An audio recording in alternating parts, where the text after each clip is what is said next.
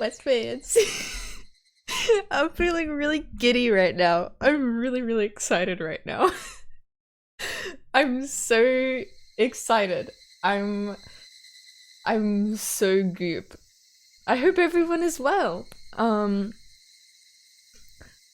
it has been quite a while since I last streamed Higurashi. Um that is because I decided that I wanted to replay the question arcs and like try and come up with theories about like what's going on. Anyways, I didn't. I didn't do that because it was taking too long and I was never gonna finish Higurashi at that rate. So, um before we get into this, I guess I should quickly go over my main thoughts. Um, I the main thing that is stumping me when it comes to making theories is chapter 4 where we saw what's their names? Oishi and that other guy. They're like, yeah, we're gonna make a story or something. And that's kind of thrown me off because how it like is like the chapters we've been seeing, are those different stories that they've made? Are they different possibilities? And if so, how? Like if they are coming from one ultimate like outcome where, you know, Hinamizawa, the like eruption occurred, how are they like, yeah, and in this one Keiichi like died straight away? Because no, he didn't. He lived. Although I was thinking about this in the shower the other day. I promise I have been thinking about Higurashi. Comes as a surprise to no one. Like what if like there actually is two Keiichis? Like because in chapter 3, like that was really fucking weird. Where everyone's like, yeah, Keiichi-kun, you were like at the fucking the festival with us. And he's like, no, I wasn't. But what if there are actually two Keiichis? And I don't know, like that explains how there's someone like someone died and then the other one can be like interviewed and shit that survived the eruption. But the eruption is what really is throwing me off the most out of everything, because that feels like a very definitive like end to Hinamizawa, and I don't know how there can be any possibilities after that.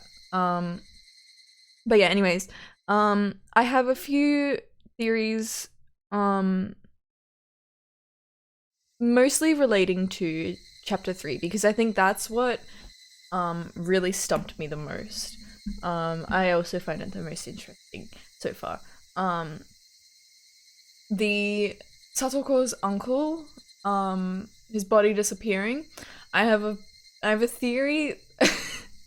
I have a theory about the irrigation and like the body being like swept up in the irrigation, and that's also how like there was a woman's body found I think at the start of chapter 3, like washed up in a like town through, I don't know, water systems. I don't know how shit works. I know this VT, welcome, welcome. I'm yapping about some theories about Higurashi. I'm so excited to be back. I hope you're doing well.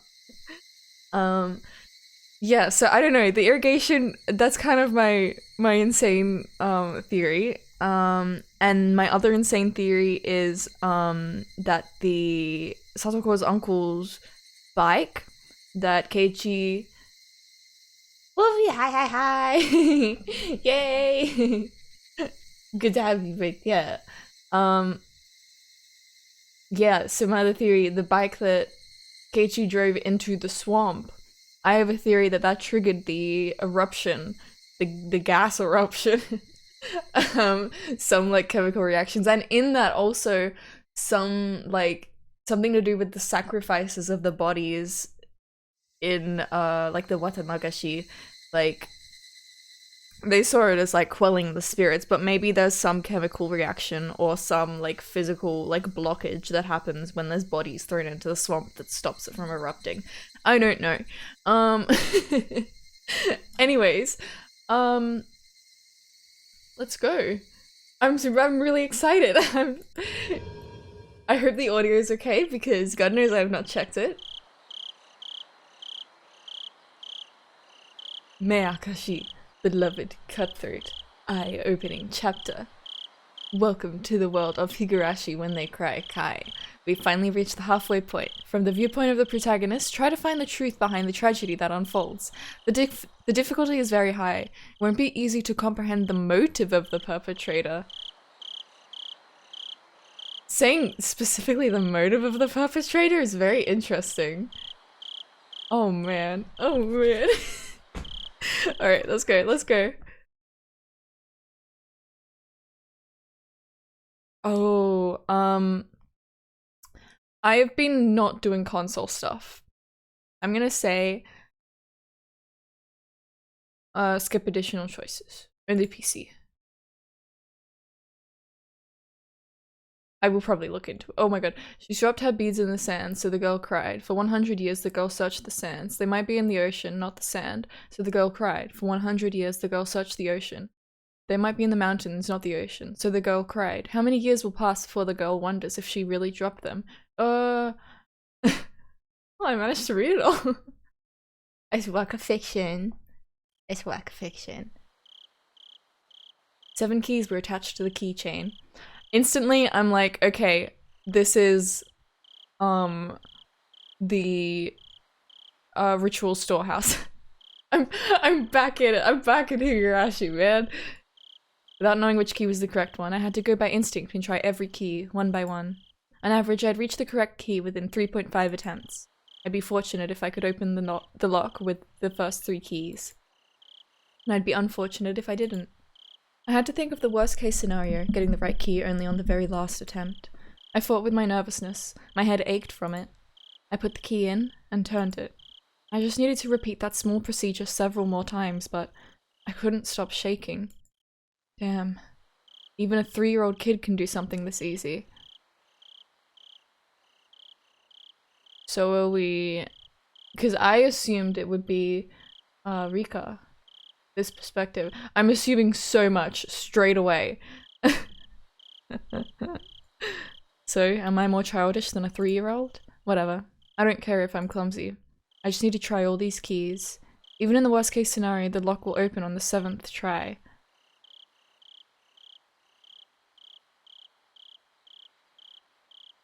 No way. Reality isn't always the same as math. What happened was worse than my worst case scenario. None of the keys worked at all. I could feel the blood draining from my brain. Did I get the wrong set of keys? No, I definitely see a faint marking that says this set is for the door. Am I just reading it wrong? Should I go back to the key cabinet to look for the right one? That would mean a great loss of time.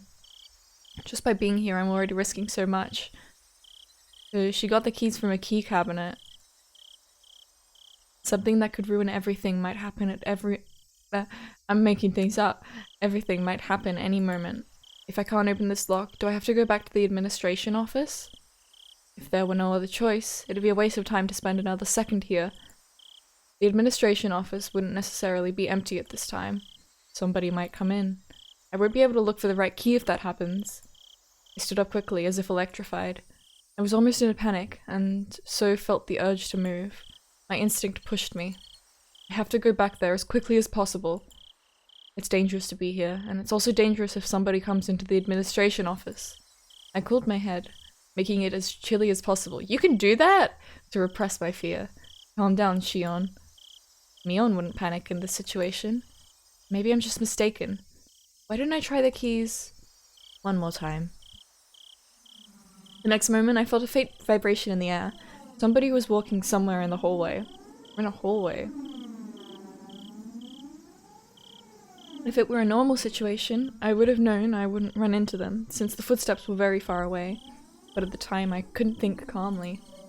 Oh, shit. Why am I panicking this much just because of footsteps? Calm down, calm down.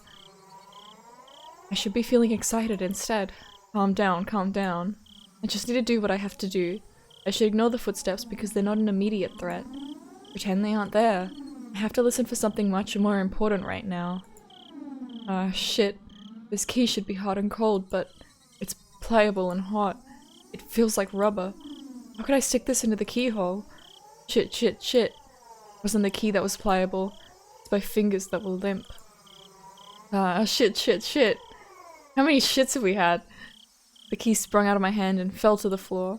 It shouldn't have made any sound because it was so pliable, but it made a tremendous metal noise as if somebody pushed over a cupboard. Cling! The sound almost stopped my heart. I felt dizzy for a while. I looked around afterwards to carefully see if I caused any disturbance to the surroundings. Calm down, calm down. Nothing's changed.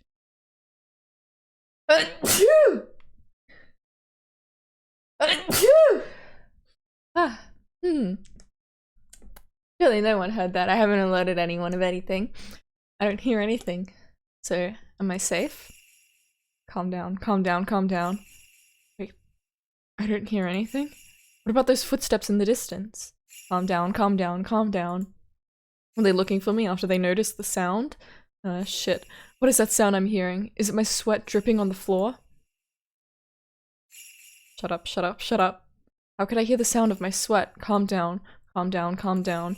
Calm the fuck down. I have to clarify. This isn't a prison or a detention center. It's a private school.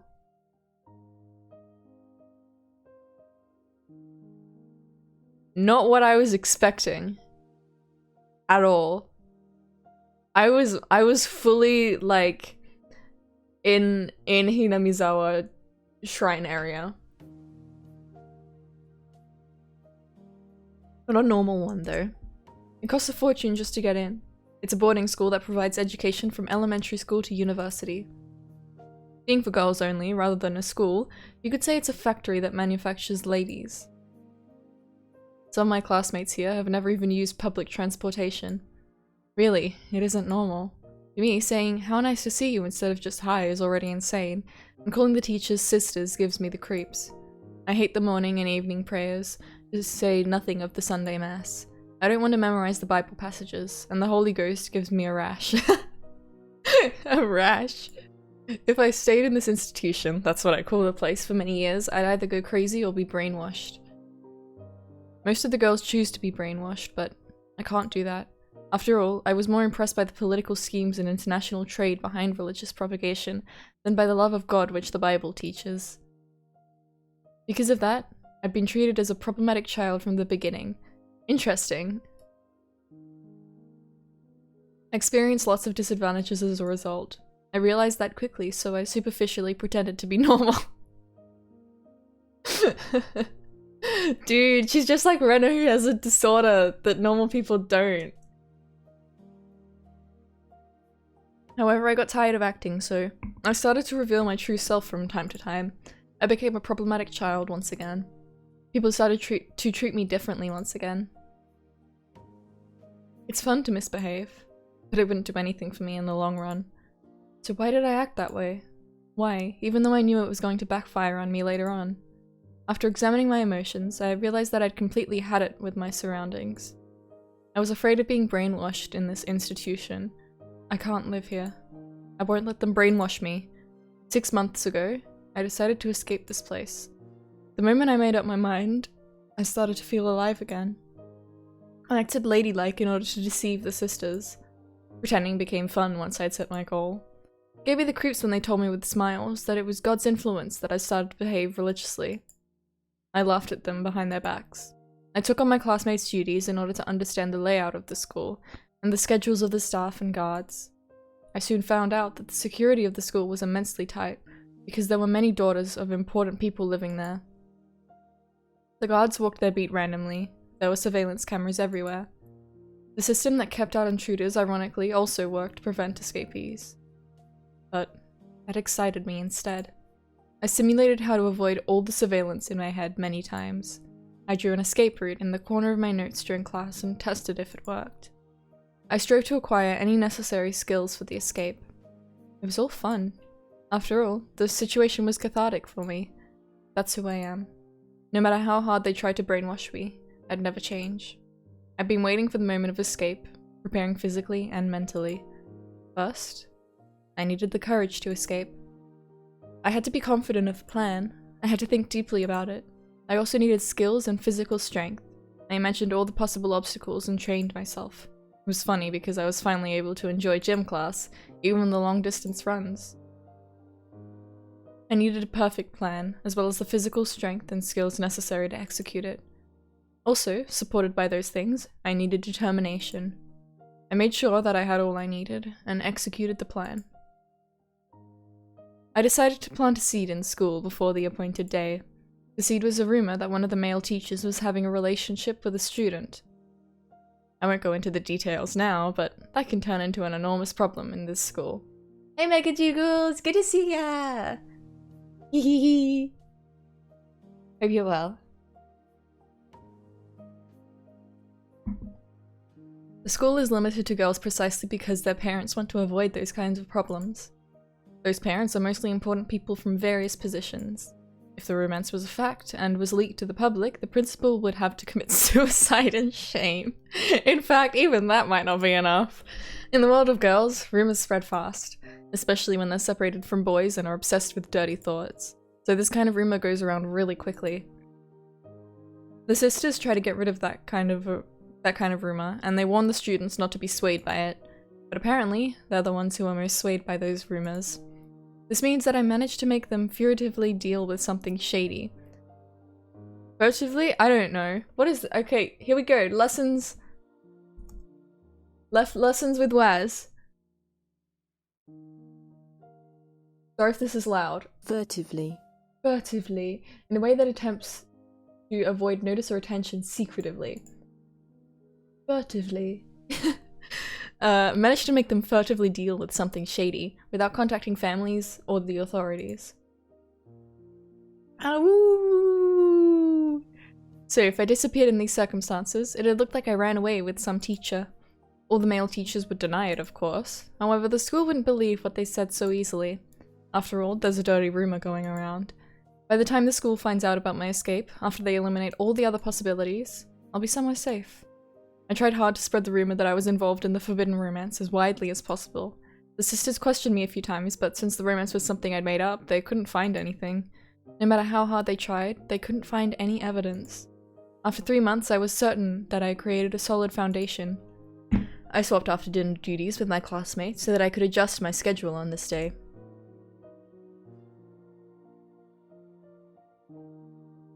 I was even able to fill them with suspicion about me by doing that. Now they'll definitely suspect I ran away with some male teacher. Tonight was the night. I began my chores after dinner. After lights out, somebody will find out about my disappearance. My generous roommate would probably wait about 10 minutes before she reported me to a sister, but no longer than that.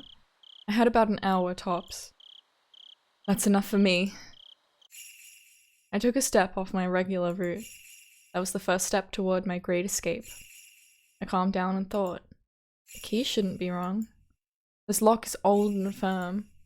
Isn't it possible that I put the right one in, but the lock was just stiff and I only thought I got the wrong one?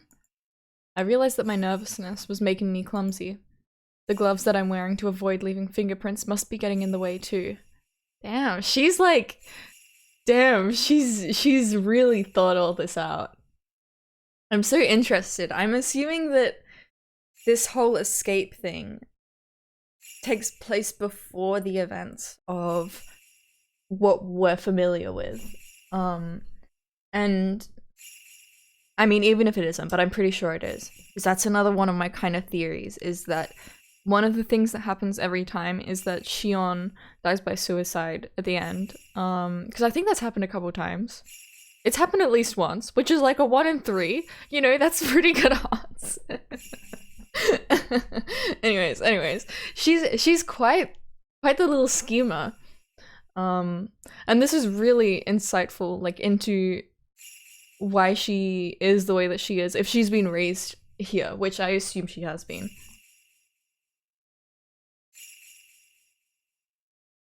I didn't know what to expect with this this chapter, but I mean, even I didn't expect this. I should try the keys one more time. I picked the most probable one and gently inserted it into the keyhole. It's stiff. If I twist it too strongly, I might break the key. The moment I thought of giving up, I felt something in my fingertips. The key worked. I slowly opened the door. I could hear the crickets. I don't have to hesitate now, but somehow I'm reluctant to step outside. I can still make excuses up to this point. Might look awkward, but I still can. But if I take a step outside now, there can be no excuse. If the guards find me, they'll take me to the office immediately. There have been escape attempts before. It's not really so strange. I don't think I'm the only heathen here. It's understandable that there have been people before who couldn't fit in this place. So the school is well aware of the possibility of escapees. I've heard rumors about what happened to those who were caught while attempting to escape. I don't want to believe any of those stories, though. You see, all the school's horror stories involve students who attempted escapes. Whatever, bring it on. I'm not expecting to get a second chance anyway. There'll always be only one chance.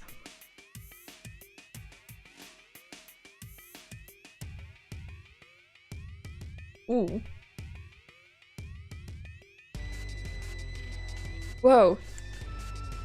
Whoa. Whoa. Fuck it up. I'm grooving. Oh my god, this goes so hard. Oh my god, this is so cool. Oh man. Like, okay. So like, in all this time that I haven't been playing Higurashi, it's still been in there in my brain. I'm like, I think about it, and I like Rena is one of my favorite characters ever, I think. Like, I've got I think it's yeah, I've got 2 keychains of Rena that I've managed to find at like local cons.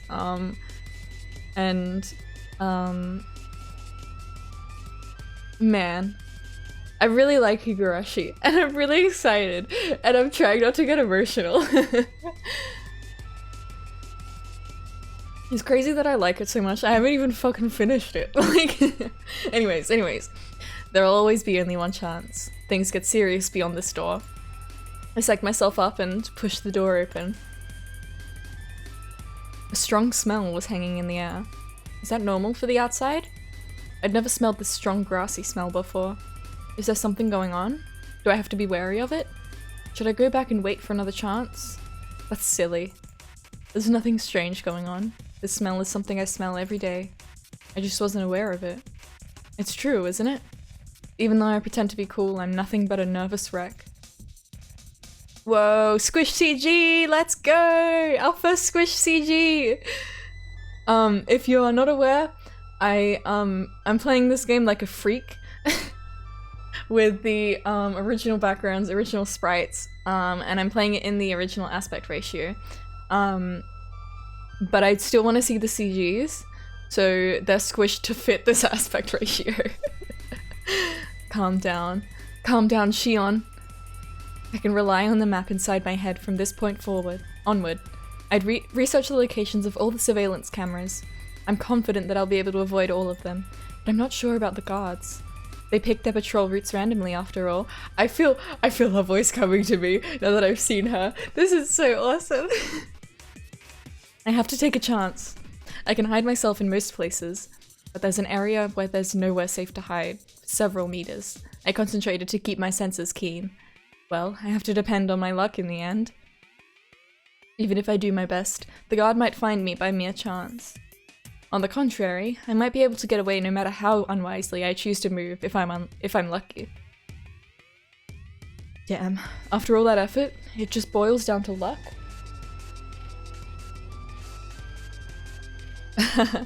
This is a gamble after all.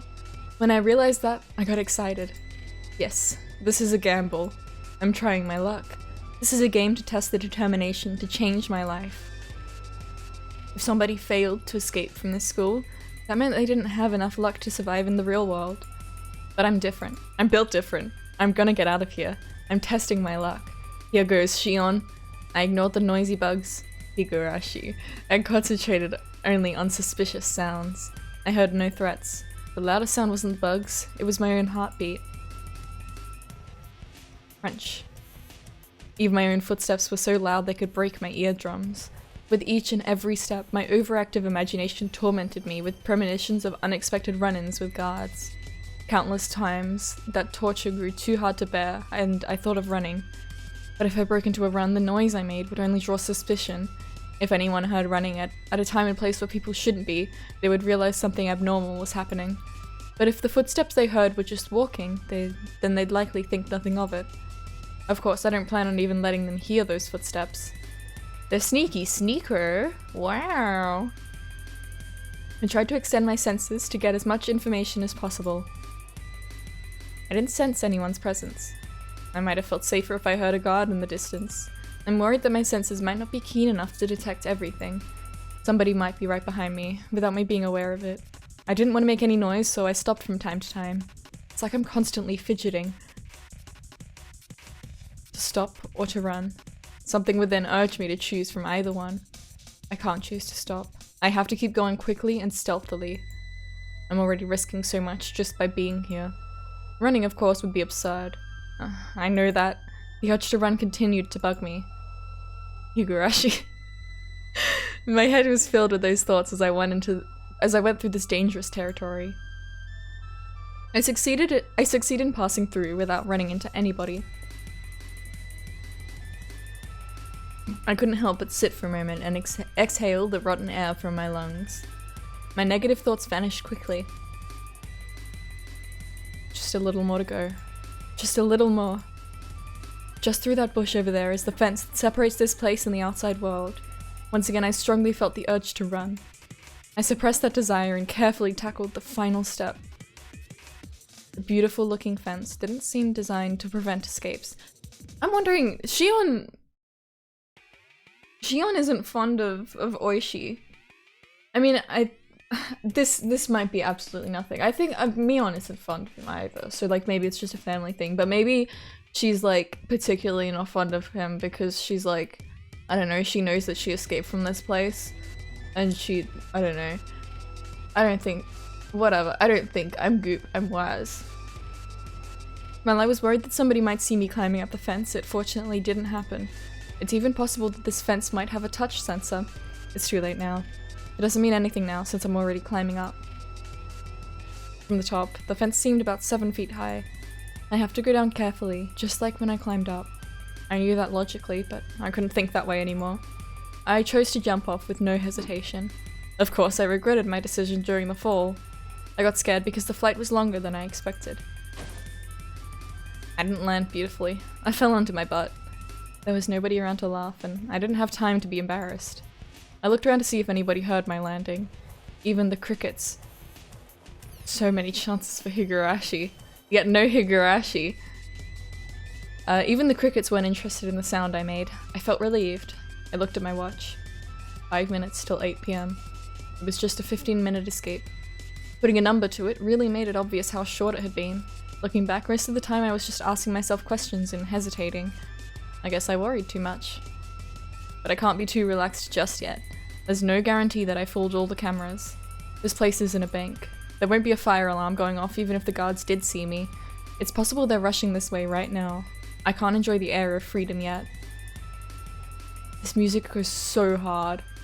I hid myself in the darkness and waited. There's still time left until the rendezvous. Ooh. Ooh, who are you meeting up with, girl?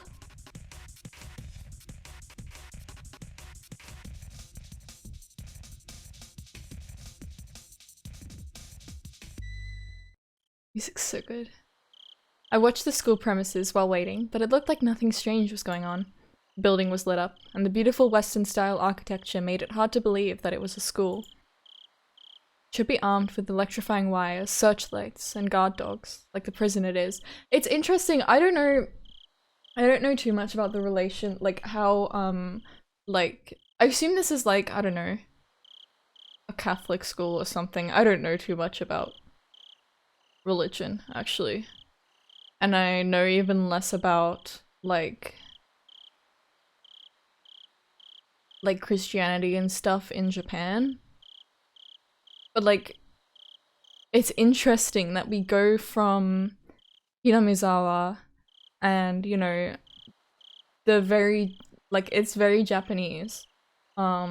Like the watanagashi and all of that kind of stuff, to this, which is like a Western, like, God-fearing, you know, like, private boarding school. It's interesting. It's a very stark contrast. Is that the right? Yeah, anyways. I thought I'd experience a surge of school memories in a situation like this, but it didn't happen. That sort of thing only happens when you have good memories. I have no good memories of this school, so there's nothing to remember. But if I could pick a series of images to recall, it'd be the luxurious dinners we had every night. So my memories would be nothing but international cuisine, Japanese, Chinese, French, and so on. What the hell? That's just too funny. I burst into laughter. At that point, I heard a car approaching. I crouched in the darkness. The plate number is the same as I was expecting. That's the car. I jumped out and rushed to the passenger side, then opened the door and got in.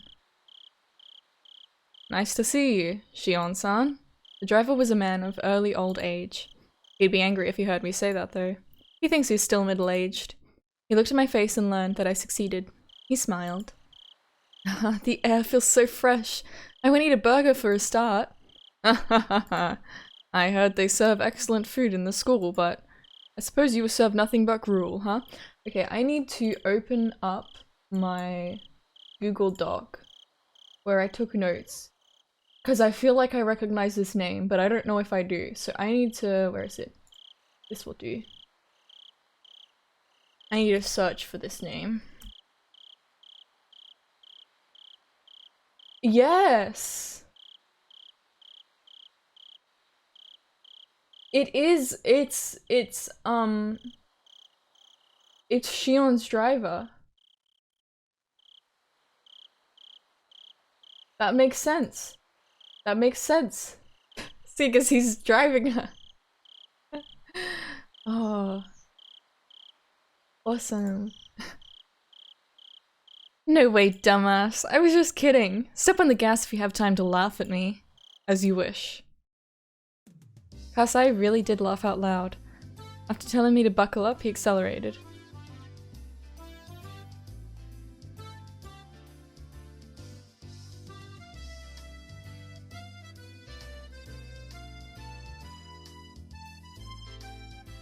I don't remember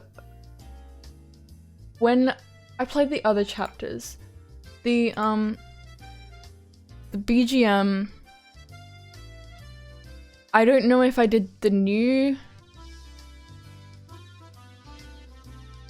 I don't know which one I did. I did this because I figured that's probably like the original. It's been too long, I don't remember.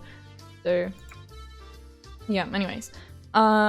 After telling me to buckle up, he accelerated. The cathedral-like school disappeared from the mirror in an instant. It disappeared so quick that I didn't have time for a surge of dinner memories. Goodbye, my lovely school days. I'm gonna fill my stomach with junk food from now on. I'll forever be free from the table manners you taught me. Serves you right. As we drove, the scenery began to change. Soon we were surrounded by vast fields of crops and few street lights. It reminded me that this was just the countryside of Japan, not Europe. Are you hungry? Would you like me to stop somewhere to eat? That's okay, I already ate. I lied. I'm actually a bit hungry. I didn't eat much at dinner to avoid slowing myself down with a full stomach.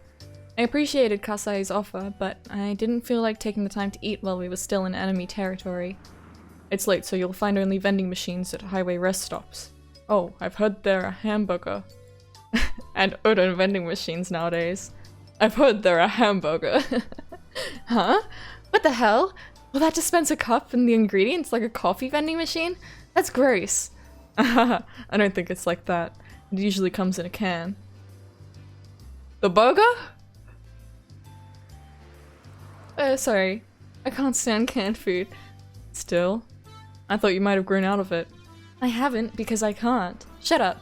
Why are you laughing? Kasai chuckled. He must have been trying to help me relax. He isn't usually so talkative. I'm exhausted. I'm gonna get some sleep. How do I recline this? Look for the lever on the lower left part of the seat. Can you find it? Oh, here it is. Here I go. Kasai laughed again. Did I do something funny? No. It's just that the way you talk sounded like Mion-san. Well, obviously, Mion and I are identical twins. We're perfect copies of each other. When I react to something, so will Mion. When Mion reacts to something in a certain situation, I'll react the same way. How's Sis? I believe she's fine. I only see her when I bring your father to the family councils. Okay, yeah, okay. That's right, she doesn't live in our parents' home anymore. She's living with the hag in Hinamizawa now, isn't she? She moved into the main house around the same time you started going to that school. I responded with disinterest, even though I was the one to ask about her in the first place. So that was, like, fairly young.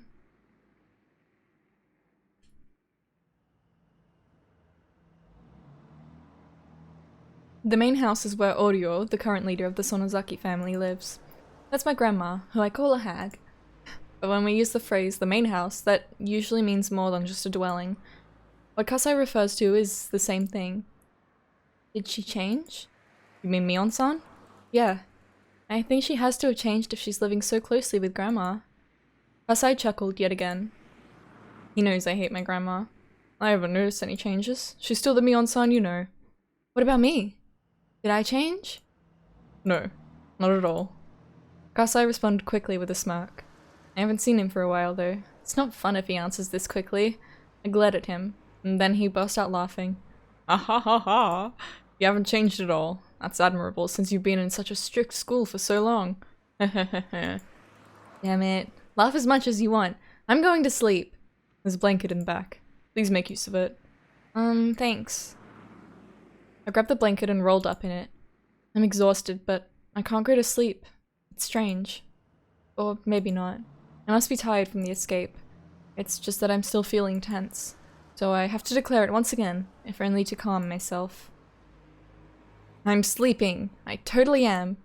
Alright, it's the third time you said that. Do I have to give you permission to sleep? You're talking too much. I can't go to sleep if you don't quiet down. I apologize, princess. I'll keep quiet now. Hehehe.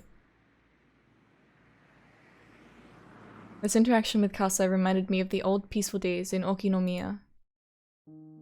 Well, I don't really know if I can call those days peaceful. We were in the middle of the dam protests back then, after all.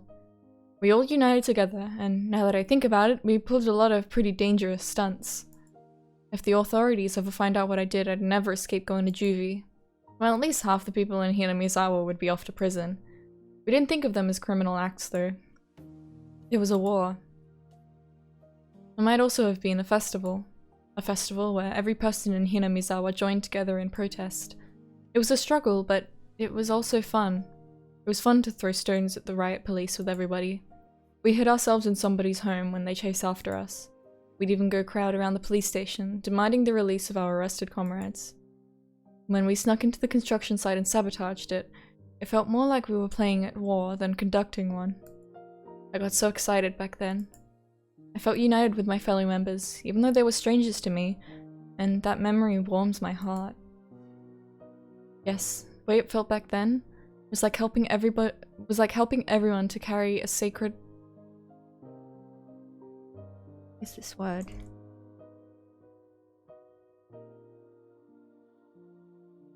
Palanquin.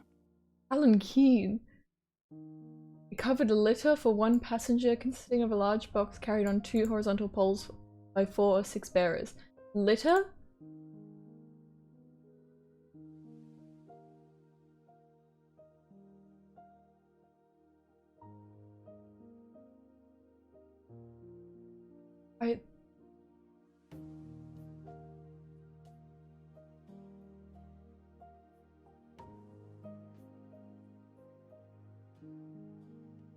Okay, probably a structure used to transport people containing a bed or seat enclosed by curtains and carried on men's shoulders or by animals.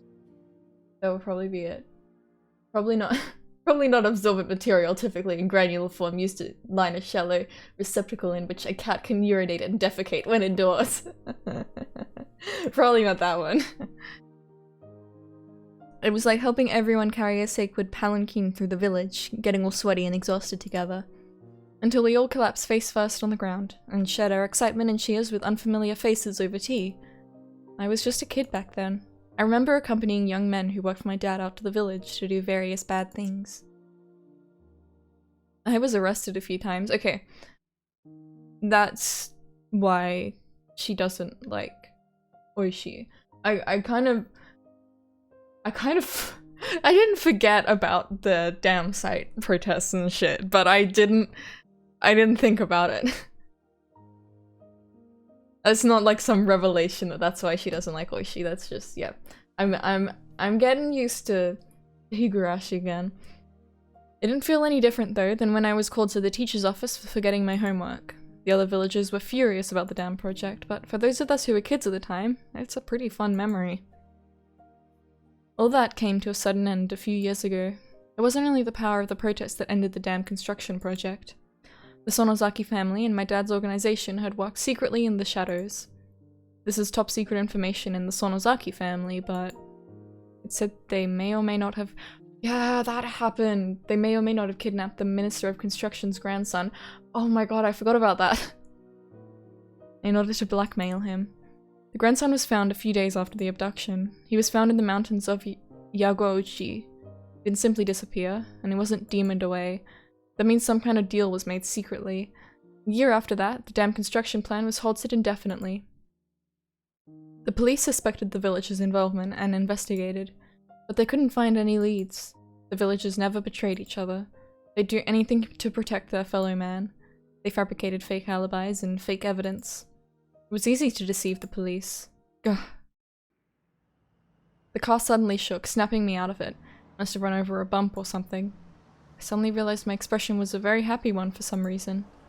I must be looking forward to going home. Shion-san, are you awake? What is it? Would you like me to take you to the house in Okinomiya? Where else would you be taking me? I answered straightforwardly with a frown. Kasai then, also, chose to reply straightforwardly. It was the family head who decided on your enrollment in St. Lucia, and you ran away from there. Do you understand the situation you're in?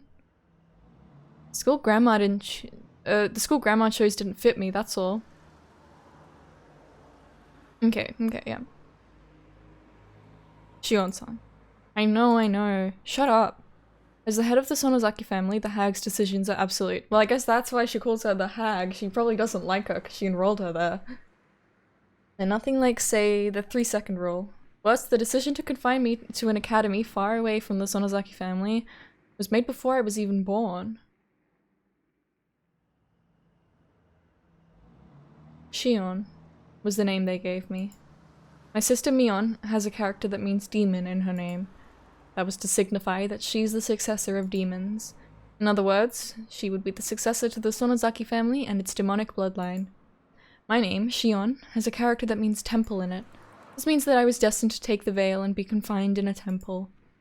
Thinking of that reminds me how much I hate this name of mine. For starters, the person known as Shion is an abominable being to the Sonozaki family, because it meant the family had 2 heirs. I don't have to cite the countless historical examples to explain. It's easy to imagine how that could prove troublesome for succession. According to our long-held family traditions, one of the twins was to be strangled to death right after birth. Unbelievable, isn't it? What that means is that I have to be grateful just to be alive and breathing to this day. I heard the hag actually put her hands around my neck right after I was born. I don't know what exchange took place in that moment. Maybe some bereaved relative of mine managed to get her to stop. Or maybe she was in an extremely good mood that day. And don't try to strangle me. We're twins. There are no apparent differences between us. But the first one out of my mom's stomach was named Mion, and the second one drew the short straw and got named Shion. Everyone else was desperate to tell us apart, but we sisters just found that awfully ridiculous. There wasn't any difference between us. No one could tell us apart, even if we only swapped hats. They wondered why all the grown-ups were trying to see the differences. Well, our fun as twins didn't last forever. One day, they created an undeniable, clear distinction between Mion and Shion. Is it the tattoo on Mion? Mion went to the main Sonozaki house, okay, to live with the hag and learn how to become the successor, and I was to be confined at St. Lucia's. I have no objections to Sis's inheritance. I used to be jealous, but now I feel that having to learn about and follow the traditions would just make me tired. I even feel sorry for Mion. So I'm not going to be a threat to the family, even if I'm back in Okinomiya. But the hag doesn't seem to think that way. She thinks of me as some kind of evil omen. That's why she wanted to keep me away from her. That doesn't matter to me. I don't want to see her face either. I don't care if she doesn't allow me to enter hinamizawa. She can charge me 10,000 yen per step I take there. But I want her to let me live in Okinomiya, where I grew up. When I was little, I was in hinamizawa, but I don't remember it much, and I'm not very attached to it. I do have good memories of my elementary school days in Okinomiya. The town isn't very sophisticated, but I kind of like it there. If you go back to Okinomiya, somebody from the family will notice you, and then they'll report you to the main house. Are you worried that Grandma will hear about me? That might be a problem. I hope you understand the situation.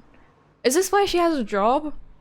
At the thingy place? The cafe?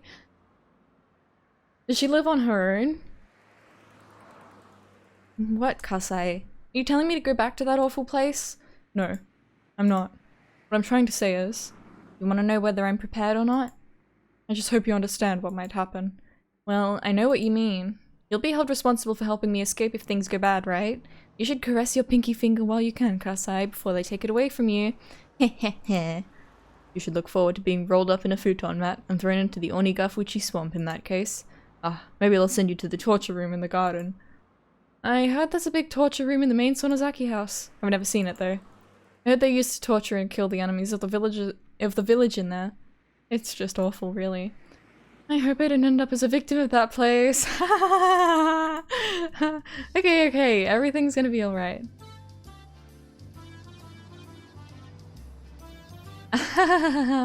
Okay, I want to take a 5-minute break. Because I need to for my voice. Let's see. Okay, I'm not eating lunch. I need to change that to. Food.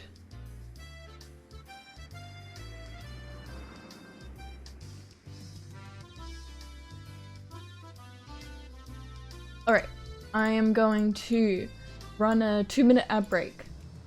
And I will return shortly. I will see you soon. Yay!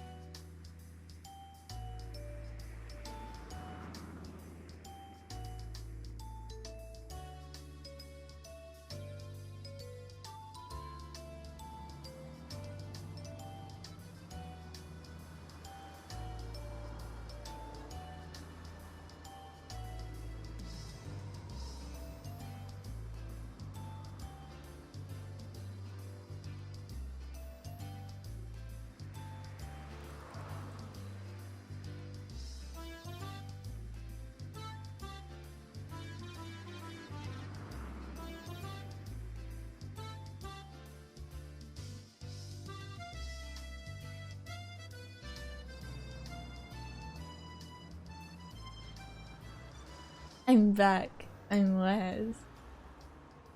I'm Makimu66. Thanks for coming by. I've been good. How are you? I'm so excited to be playing Higurashi again. Alright. Let us continue. Oh, let me put my gloves back on. My hands are cold.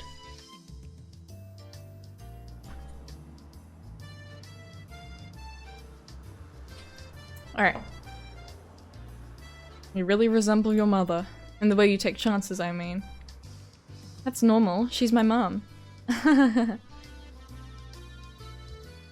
Pigeon episodes. You mean Harderful? Boyfriend? Yeah, that I should have those uploaded as VODs on YouTube, I believe. Yeah. My dad and mom would be furious if they find out about my escape. I'm more afraid of them than the hag. I don't want to go into the details, but my dad is part of the Yakuza. He's in charge of the organization which covers the Shishibone area. He's in a very important position. So is Kasei here. He's an old friend of Dad who really trusts him. I don't know if this is true, but I heard Kasei used to be very aggressive, though he's gentle now. I also heard he has tons of scars. He was in charge of a few large areas, but after he was injured badly in a fight, he retired. Now he's my dad's consultant, aka drinking buddy. Aw, I'm glad to hear that. I'm really glad. That makes me very happy. Thank you. He was my caretaker in my childhood, and now I feel like he's my butler. But yeah, now we're, I've been streaming has been a little like patchy, like I'll stream a little bit and then I'll not, but I'm hoping to get back into streaming Higurashi. So we've a while ago gone through the first half of the game, the first 4 chapters. Now we're on the second 4. We're just starting the 5th chapter, which is exciting. At first I thought my dad asked him to supervise me, so I hated him. But in time I started to feel like he was on my side. This is just a hunch, but I think Kasei used to be in love with my mom. My dad, mom, and Kasei were in a love triangle. Then my dad took the lead in the end. Also, I've been on Twitch for many months. Well, that works out well. Yeah. Schedules are hard. Kasei couldn't leave my mom entirely, so he stayed around as my dad's friend. Oh my god. Yeah, sprite jump scare! Oh, here we go. I can tell that from the way he acts. He's seeing my mom in me. That's why he says I look like my mom every now and then. It kinda gave me the creeps at first, but he isn't a bad guy at all. He's actually pretty funny. I only found that out after I got used to him. When I thought about escaping, I naturally turned to him. I contacted him in an early stage of my plan and arranged to meet him today. What's the button?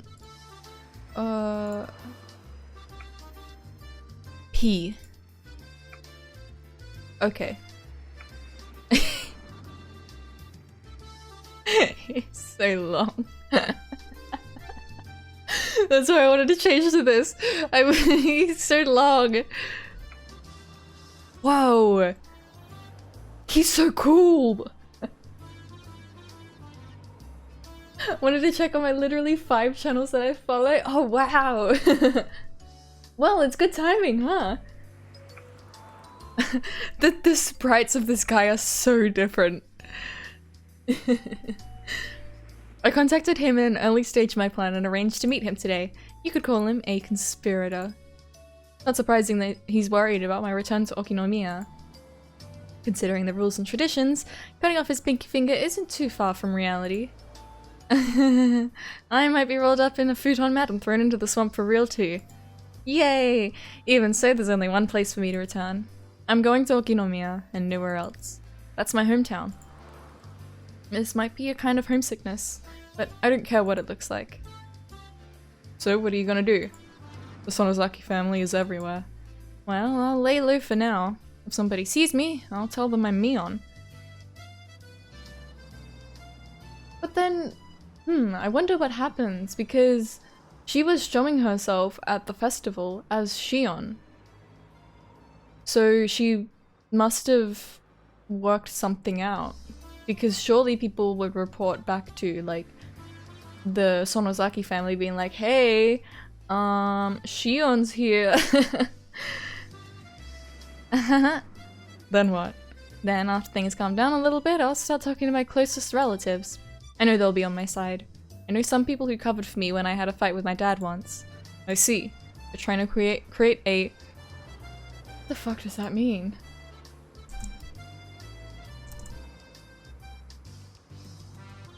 So if this is loud? Fait accompli. Fait accompli. A thing that has already happened or been decided before those affected hear about it, leaving them with no option but to accept it. Okay. You're trying to create a fait accompli so that the Sonozaki main house will have to accept you later on? I hope that works. It will. There were many people who were opposed to the idea of enrolling me in that school. That decision was obviously made because of the hag's hatred toward me. Don't you agree, Kasai? Well, yes. I thought that decision was excessive. She couldn't make the right decision because she was suffering from menopause. Goddamn women. All the fuss surrounding the damn protest drove her nuts. Kasai smiled. I couldn't go to sleep after all, even though I was rolled up in a blanket. She's snug as a bug in a rug right now, bro. Even though I told Kasai to shut up, I kept talking to him. In time, I got tired of talking. As I could feel the car run smoothly on the highway, Kasai spoke to me again. Shion-san. Look. I was so tired that I ignored him. I wanted what he wanted me to look at, but I wasn't that interested. Yet I opened my eyes slightly and saw a sign quickly pass by. Have to sleep now, busy day tomorrow. Aw, thank you for dropping by. It's really nice to see you, and I hope you have a good sleep, and I hope the busy day goes well. Thank you so much. That's really kind of you. Kasai probably wanted me to see that sign. It had an illustration of azaleas around the letters that said, "Welcome to Shishibone City. My hometown is coming right up." Chapter 5. Meakashi.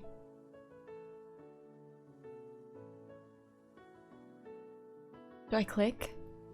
Shion Sonozaki. What is this? What is this? Stop it!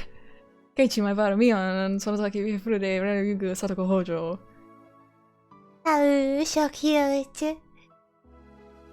Satoshi Hojo Jiro Tomitake Kusuke Irie Rumikochie Kurado Oishi Miyotaka no Tatsuyoshi Kasai Akane Sonozaki.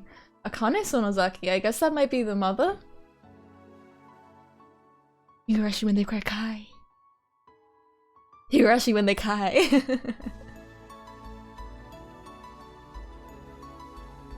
Ooh. Yeah.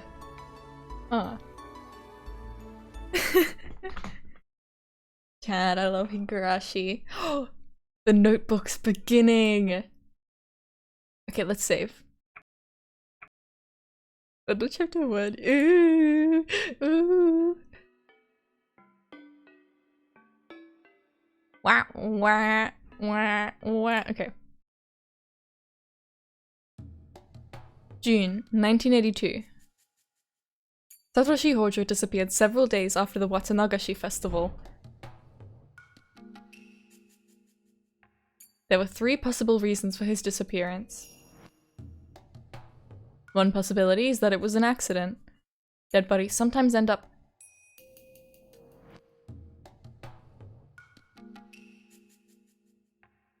in irrigation channels a few months after hit-and-run incidents.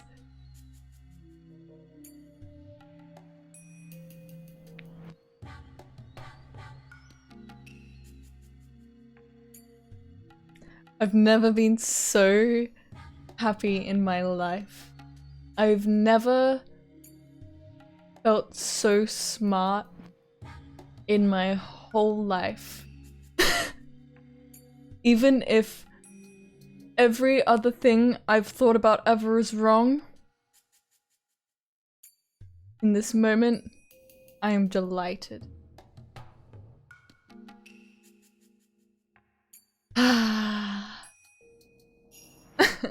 Okay, but a few months, that's quite different to like 12 hours. Like when Satoko's uncle's body disappeared. But that is huge for me. I'm so happy. I hope I hope that like I connected the dots there, you know? I hope that that's what happened there. They were giving hints and I picked him up and I ran with him. I really fucking ran with him. That was my main theory. Whew. But since the police did a thorough search of the area and hadn't found his body, this possibility seems small. The second possibility is a self-motivated disappearance. Satoshi-kun has been living in dire circumstances. His close friends actually heard him imply he might run away. Isn't that kind of like what we figured had happened? Like he decided to run away? The police thought he skipped town after killing his aunt. That seemed plausible considering that aspect. But the police arrested another person for the murder, so this hypothesis must also be considered false. Because police never arrest the wrong person ever. They always make the right decisions. Notoriously, we know this. The last possibility is that he was involved in the series of mysterious deaths in hinamizawa. It's also called the curse of Oyashiro-sama. He fell victim to it and disappeared. Unless Oyashiro-sama's occult power is actually verified, this curse must be the act of humans. It's only natural to assume that Satoshi-kun was made to disappear by someone's will. So the question is, whose? The possibilities are quite limited. The culprit is either a member of the Sonozaki family, a member of the three families, or one of their many relatives. The police can assume that easily. I need to think beyond that. Who did it? How did it happen? And why did it have to be done? Why did Satoshi-kun fall victim? What was the motive? Who gave out that order? Who actually did it? The mastermind, the culprit, and the truth. All are in reach of my grasp. Who is saying all this? Because I feel like maybe this is Shion. Being a little detective. Maybe I'll find them right behind my back.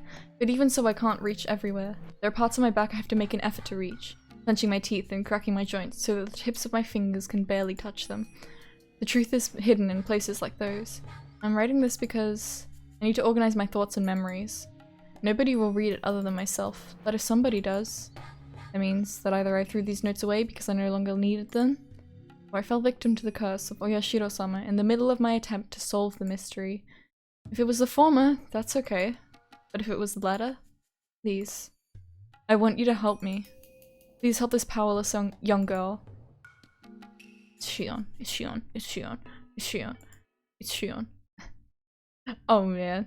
Oh man. Oh man. Oh man. Oh man. Okay, what is... The sound effects feel weird. I don't know if it's just because it's like the Answers Arc now. 1982. This is when Satoshi ran away, is it? Fourth year of the series of Higurashi death, also known as Oyashiro-sama's curse, 1 year prior to Keiichi Mayabara's transfer. Fourth year of the series of mysterious deaths in hinamizawa. Okay.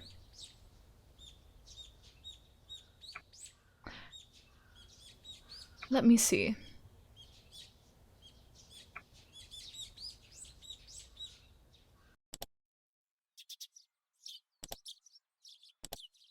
That also doesn't sound right. That also doesn't sound right.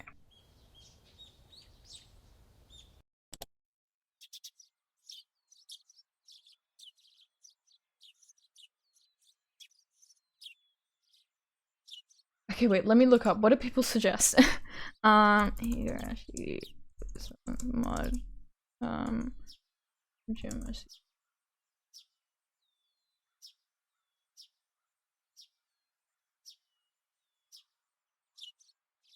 I'll just do this. I'll just do this. It's fine. It's fine. It's fine. All's well. All's well. I didn't hear a wake-up chime. I'm not in school anymore. So it's 1982. My brain is half asleep, but I'm aware of that. Waking up at the same time as the chime would go off at school doesn't feel good. I can't go back to sleep after this. I'm not gonna live a torturous school life anymore.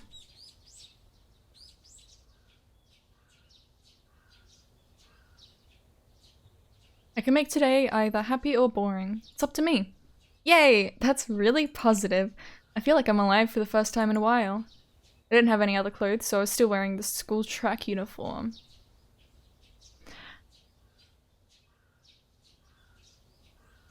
Welcome back. I don't think, I mean, I don't think you missed too much. I mean, Shion escaped. Kasai, I don't remember exactly when you left in this. Kasai, the driver, helped her. And I felt really like vindicated because there was a note about how sometimes dead bodies end up in irrigation channels, and that was like one of my theories. So I'm really happy about that. Yeah, so just kind of learning about the circumstances of Shion, I guess, and I think it's kind of explaining like why she is the way that she is. Right now I have a feeling that tonight's gonna be a good night. I have a feeling that this could be Satoshi's perspective. Let me find, where's my thinking zone? I have a thinking zone where I've written a bunch of shit, mostly around the dam site stuff. So I just want to get my timeline straight. This is a year before Keiichi shows up. So the dam site murder dismemberment was June 1979. So yeah, 1982, which is also when Satoshi disappeared. So, and he would have disappeared around the Watanagashi, the festival. And we are in, I believe it said we're in June. I don't remember. Maybe it didn't. Whatever. I don't think it did, actually. Anyways, I didn't have any other clothes, so I was still wearing the school track uniform. It's supposed to have been designed by some famous Italian person, but it just looks plain to me. It really doesn't feel great to still be in clothes from that school. Okay. Where's Shion? Where's Shion? I was wrong. I'm completely... I mean, you know what? This could still be Satoshi. Because I assume he ran away. Anyways, I want to enjoy my freedom as soon as possible. I especially don't want to walk around outside wearing it. Okay, where's Shion? Where's Shion? I should have Kasai bring me some new clothes later. And I should think of redecorating this room. After all, this is going to be my castle from now on. This is a room in a gorgeous apartment building in the suburbs of Okinomiya. The property is one a realtor and my dad's conglomerate obtained after foreclosure due to some sort of dispute. Is this the same place where Shion like jumped from the balcony? In like chapter 2, I think. Yeah. Most of the residents moved out during that. While there are plenty of rooms, it's a lonely complex that feels devoid of people. Plus, with the exception of the manager and a scant one or two others, all the residents are shady-looking people connected to my dad. It probably won't be much longer before the virtuous residents are driven out. The apartment I'm living in used to be the room they'd used for viewing, so it looks like a room in a business hotel. It's fully furnished, but lacking in daily necessities. I'll buy those things over time, though. It's better that way anyway. It'll make it feel more like my own room. I nodded to myself. It might have looked stupid, but it helped psych me up. At the school, there was a TV only in the common room, and we weren't allowed to watch any cable channels. I zapped through all those channels as a form of emancipation. It was early in the morning, so nothing interesting was on. But I enjoyed it anyway. Commercials are fun to watch. Kasai dropped by with lunch right after I started to feel hungry. Good morning, Shion-san. Did you sleep well last night? Sleeping on the couch was a bit too uncomfortable. As a Japanese person, I want to sleep in a futon on the floor. Ah, this pickled radish is good! That's good to hear. Please let me know what you need later on. I'll try to get as much as I can. Thanks. Oh, but you don't need to worry so much about me. I chose this life for myself anyway. And your wallet wouldn't last if I started extorting you, right? I have to be serious about my plan. I can't let myself take advantage of Kasai's wallet forever. I think I'm gonna start a part-time job. I have to earn my own living. This is the life I chose, so naturally I have to take care of it myself. That's reassuring to hear, but are you sure? If you go outside, eventually someone in the family will discover you. I gave that a little thought, which is why I'll need Mion's help. Kasai, would you mind calling the main house for me? When Mion answers, pass me the receiver. Oh well, whatever you say. What could be your plan? Kasai dialed the number. It's funny to me that we're calling the main house, even though that's the place I most want to avoid at the moment. Hello. Good morning. Is this Mion-san? It's been a while, this is Kasai. Yes. Good morning. Could you hold for a moment? I'm letting someone else on the phone. I take the handset. Hello? Can you tell who this is? That voice! But that can't be true! Shion's still supposed to be confined to St. Lucia's. You can't be her. Yeah, they forbid outside calls at the academy. But you're talking to me right now. Even my dim-witted older sister should understand what that means. Did you sneak out of the school? Oh, how? That's not important. I really miss you, sis. Shion. That was as far as I could take it, and Mion had hit our limit too. We both burst into laughter, unable to keep up our act. It's been a while since we laughed out loud with each other like this. It's been forever, Shion. Seriously, what's happened with you? There's not much else to it. I haven't lied or anything. Wait, then you really ran away? Oh, great job! Security wasn't tight enough to keep me locked up in there. Maybe the school should be grateful you escaped quietly. If you were serious, it'd be easy for you to blow up the whole building to make your escape. Well, I couldn't have done that, but I might have set it on fire. Kasai smiled at us in amazement, his face a blend of amusement and exasperation. Is it okay to talk to you now? That's alright. Granny's out for a lesson. She's coming home later in the evening. That's good. We should get together and talk soon. Just over the phone for today, though. Okay. Did anybody report my escape to our grandmother? Nope. We've heard nothing. I passed along all the calls and guests for the main family now, so no news reaches Granny without going through me. I'm sure she doesn't know. Wow, that's awesome. You really sound like the next leader of the Sonozaki family. No, I don't like that. You should have taken my place. You're the one with the demon, aren't you? Well, keep giving it your all. I'll be rooting for you from the shadows. Anyway, that's not important now. Sounds so indifferent. Well, that's okay, I guess. You hear anything about me, give Kasai a call, okay? I'd like to give you my number here, but I'll keep it secret for the time being. Sorry. Alright, if Granny hears you fled the school, there'll be all kinds of trouble. I'll be on the lookout for now, and I'll let Kasai-san know if something happens. Thanks. I also have a favor to ask. I figured you would. Oh, money's out of the question, okay? I never thought I could pester you for money. I just want to ask you for a little help with my part-time job. I see. So that's it then. What exactly do you need? We can communicate fast in a situation like this. You don't have to get into details because we know what's on each other's minds. Uncle Yoshiro is on my side, isn't he? I'm gonna try and see if I can't get a part-time job at one of the businesses he owns. Then I'll call you when I know my shift. I just have to disappear while you're working, right? Hydrate? Wonderful timing, I literally just picked up my glass of water.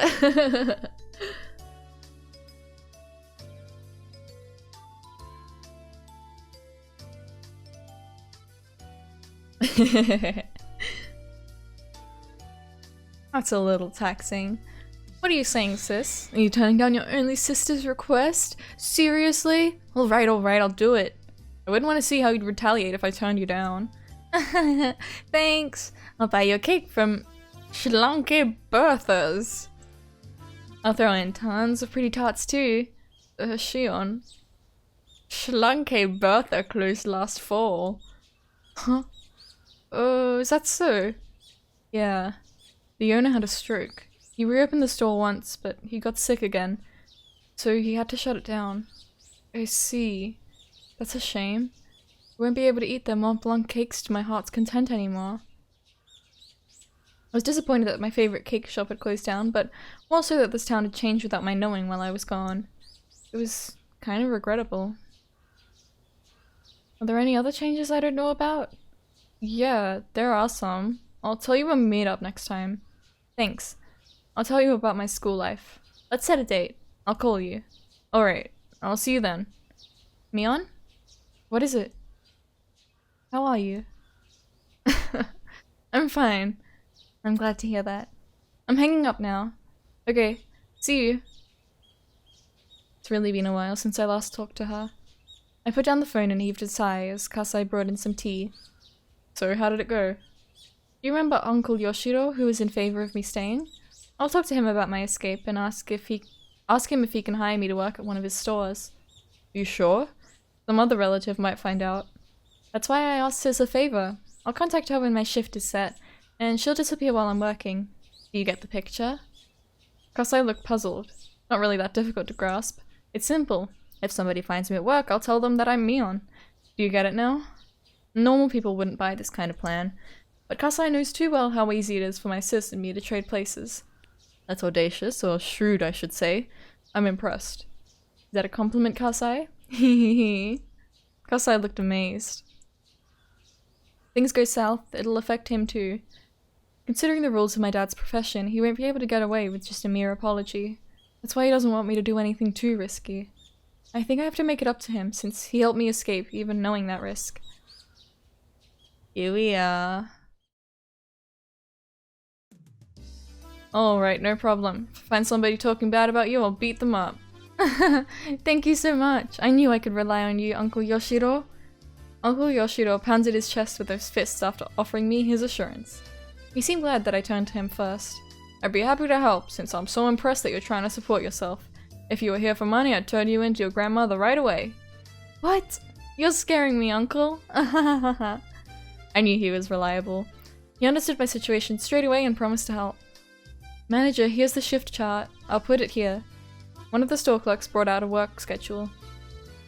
There are many things I'm unfamiliar with written on it. So, how much can you work? That depends on our respective schedules. I hope I can get in when I want to. Hey, that sounds a little irresponsible, but I know you're in a difficult situation. I'm depending on Mion for my work. Our schedules have to match. Of course, Uncle Yoshiro understood that. But I also knew he couldn't afford a selfish part-timer who only works when she wants to. In the end, he decided to hire me as an office helper, not an official worker. As a temp, I wouldn't have a work schedule. My uncle also decided to pay me out of his own pocket. It's fine as long as I can make enough to support myself. Sure. I expect to get what I'm paying for, okay? Don't call me uncle in the office either. Alright, manager. Thanks for hiring me. Good, you get it. Ha ha ha ha. Once all the business talk was over, my uncle hounded me with all kinds of questions. He asked me things like, what was it like in a prestigious girls' boarding school, and so on. Apparently there were all kinds of rumors going around about the St. Lucia's Academy I was confined to, and everyone was curious about it. I added a few embellishments of my own as I explained how unordinary life at that school was. My uncle looked extremely delighted to hear all the little details about life in a secret garden for girls. Horny bastard! Once my uncle was satisfied, it was my turn to ask all kinds of questions. I wanted to know if anything peculiar had happened while I was gone. I won't be able to act like Mion unless I can fill in the gap of information left in the past 2 years. It was 2 years. There haven't been many big changes. It's been quiet since the end of the dam conflict. I went to the academy only a bit after they froze the project. There was still a bit of tension then. Even after they shut down construction, things were still tense because the project wasn't entirely cancelled. But the Onigafuchi Guardians disbanded about a year later. So I wonder if Shion going to this boarding school is also a way to be like, I mean, like, in like a meta way, like, or like it what's the word? Like her alibi for the dam site murder. Like she couldn't have been there because she was at this boarding school that she couldn't leave. So that means that she is like, she definitely didn't do it, which is interesting. There was a big ceremony held at the shrine. It's when the dam conflict officially ended. It's right after I was imprisoned. Is everybody slacking now that the conflict is over? Wah ha ha ha. I guess you all had fun playing at war back then during the dam protests, didn't you? Try to imagine how much suffering the adults went through every time they had to come pick up their kids from the police station. Well, I can't deny that. It was like a festival for us. Uncle Yoshiro seemed exasperated at how differently kids and adults treated the conflict. Oh yeah, there was that dismemberment murder, wasn't there? The one where that fucking jerk of a construction manager got split into pieces. What a sentence. They still haven't caught the culprit behind that, have they? Did they finally catch him? Come to think of it, I don't think they've caught him yet, no. It happened on the night of Watanagashi, didn't it? I remember everyone making a fuss about it being Oyashiro-sama's curse. I guess maybe she was there. That was pretty scary for us kids. Yeah, Oyashiro-sama's curse. That happened the year after too. That's right! That was scary too, wasn't it? Who was it again? That guy who supported the dam died in an accident, right? Hojo, wasn't it? And it happened on the day of Watanagashi once again. Everyone went crazy, saying it had to be a curse. That was horrifying. Definitely. The construction manager that everyone hated was killed and dismembered on the night of the Watanagashi festival. That incident, on its own, was more than intense enough for us kids.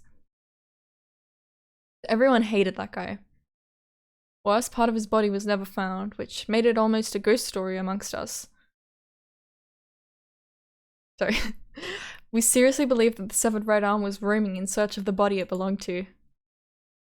It didn't take long for the rumor of Oyashiro-sama's curse to become a topic of discussion among occult researchers and the like, considering the circumstantial factors. Even so, the rumor faded away after about a year. After the dam project was officially frozen, we held Watanagashi purely as a festival. But the curse struck again. The victim was a pro-dam activist who lived in Hinamizawa by the name of Hojo. He and his wife were on a trip when they fell from a cliff to their deaths. It was considered an accident. Technically, police were still searching for the wife's body.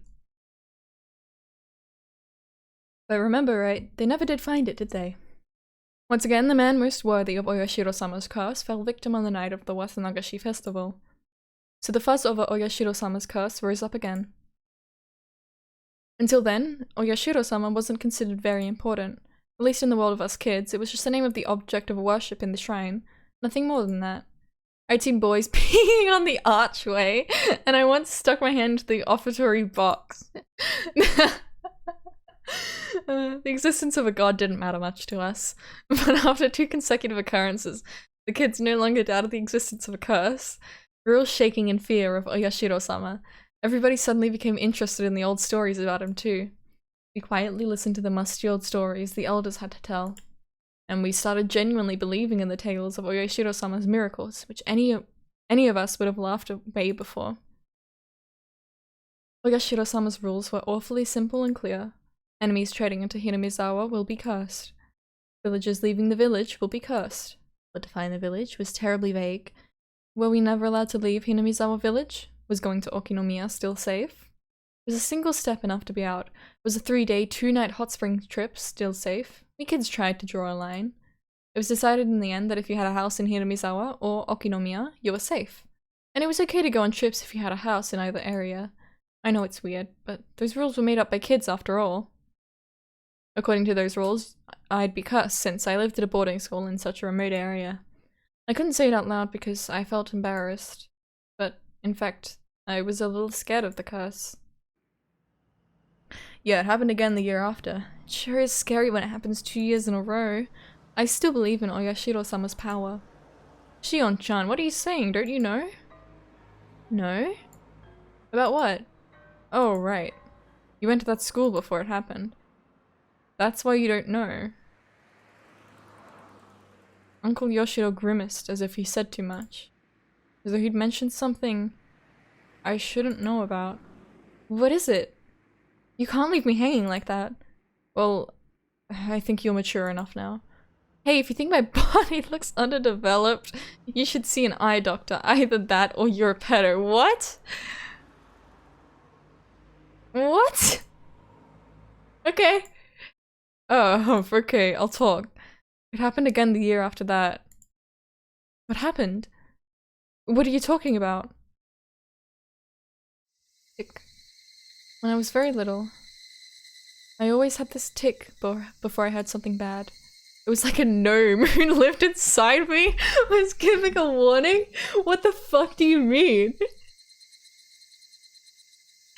What do you mean by a gnome living inside you giving you a warning? What does that mean? You can't just drop that sentence. That's awesome. I'm gonna use that.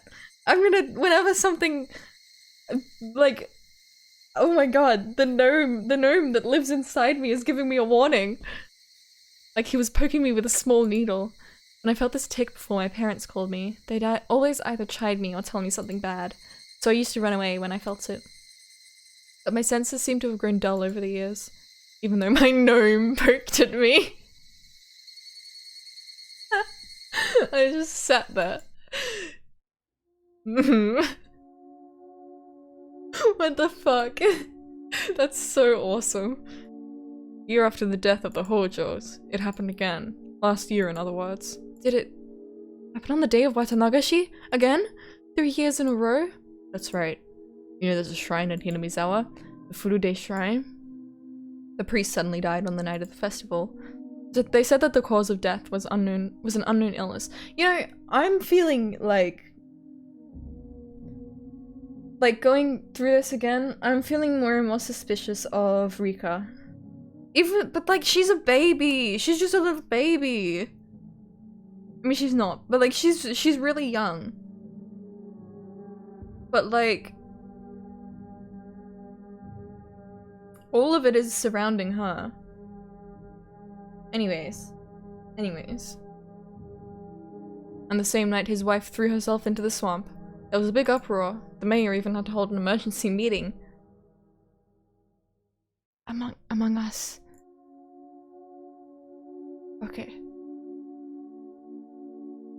Higurashi when they cry.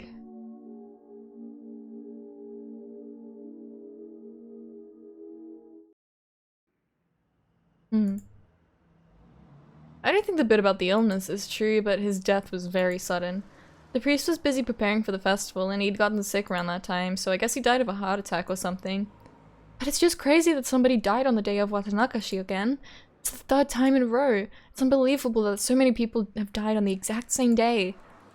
Coroner didn't find anything unusual about the cause of death, so nobody suspected that anything was wrong. But you're right that the whole situation is abnormal. Only the people who were likely to be cursed died on the day of the festival. There must be something behind this. Whether it's a conspiracy or a curse, there has to be. I decided to meet up with Mion at the library near the Okinomiya train station. It's not that I don't trust Mion, but I don't want to let her know where I live. Not many people use this library, so I won't see anyone from hinamizawa here. Very convenient for meeting someone in secret. After we discussed my life plan and work schedule, we moved to small talk. I've been away from this town for years. Things have changed. I asked Mion about those changes in detail in order to fill in the gaps. While talking about various things, I brought up what Uncle Yoshiro had told me about Ogashiro-sama's curse, even before I left town. The curse had already struck twice. The dismemberment murder on the first year left quite an impact. And the year after, the pro-dem activist couple fell off the cliff on the day the villagers were enjoying their first Watanagashi festival since the dam project was indefinitely frozen. This one also left quite the impact. The evil construction site manager was punished, and the next year the traitor to the village met the same fate. If it happened only once, people would have concluded that it was just a bizarre coincidence. But when it happened 2 years in a row, people were far more likely to believe it was a curse. I know up to that part, and after I left town, the curse struck again, for the 3rd time. People talked about the curse more intensely than ever, both in Hinamizawa and Okinomiya. I have to rethink this. Oyashiro-sama's curse has drastically gained credibility while I was away. It was still unclear with the first 2 incidents, but after it continued for 3 years straight, People's doubts changed to convictions. Even though the priest who died on the third year wasn't an enemy of the villagers, the fact that people in Hinamizawa didn't care for him much added even more credibility to the idea. There she is! With her gun! Okay, I want to take a 5-minute break.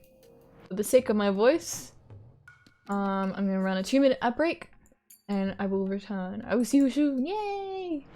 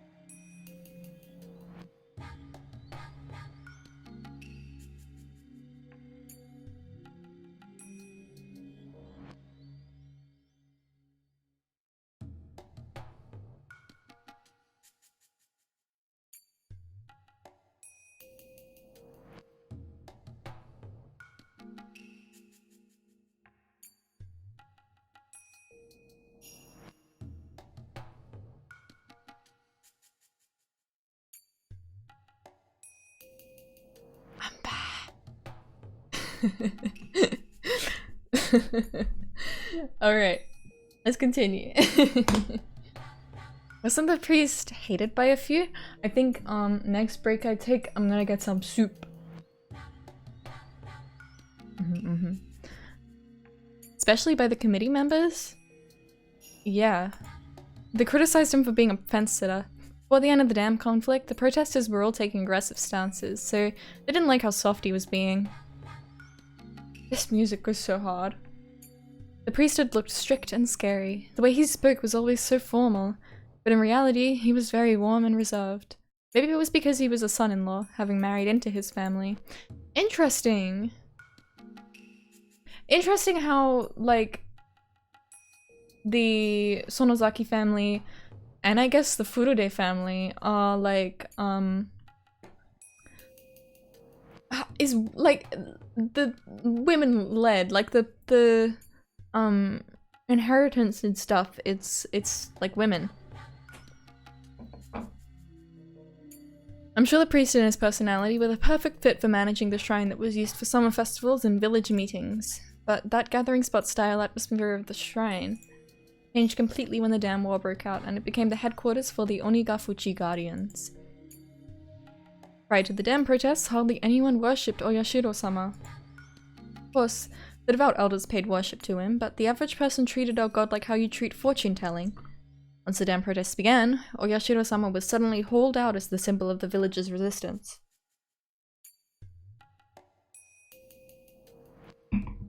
Tracing the Oyashiro-sama faith back to its roots, it was an exclusive.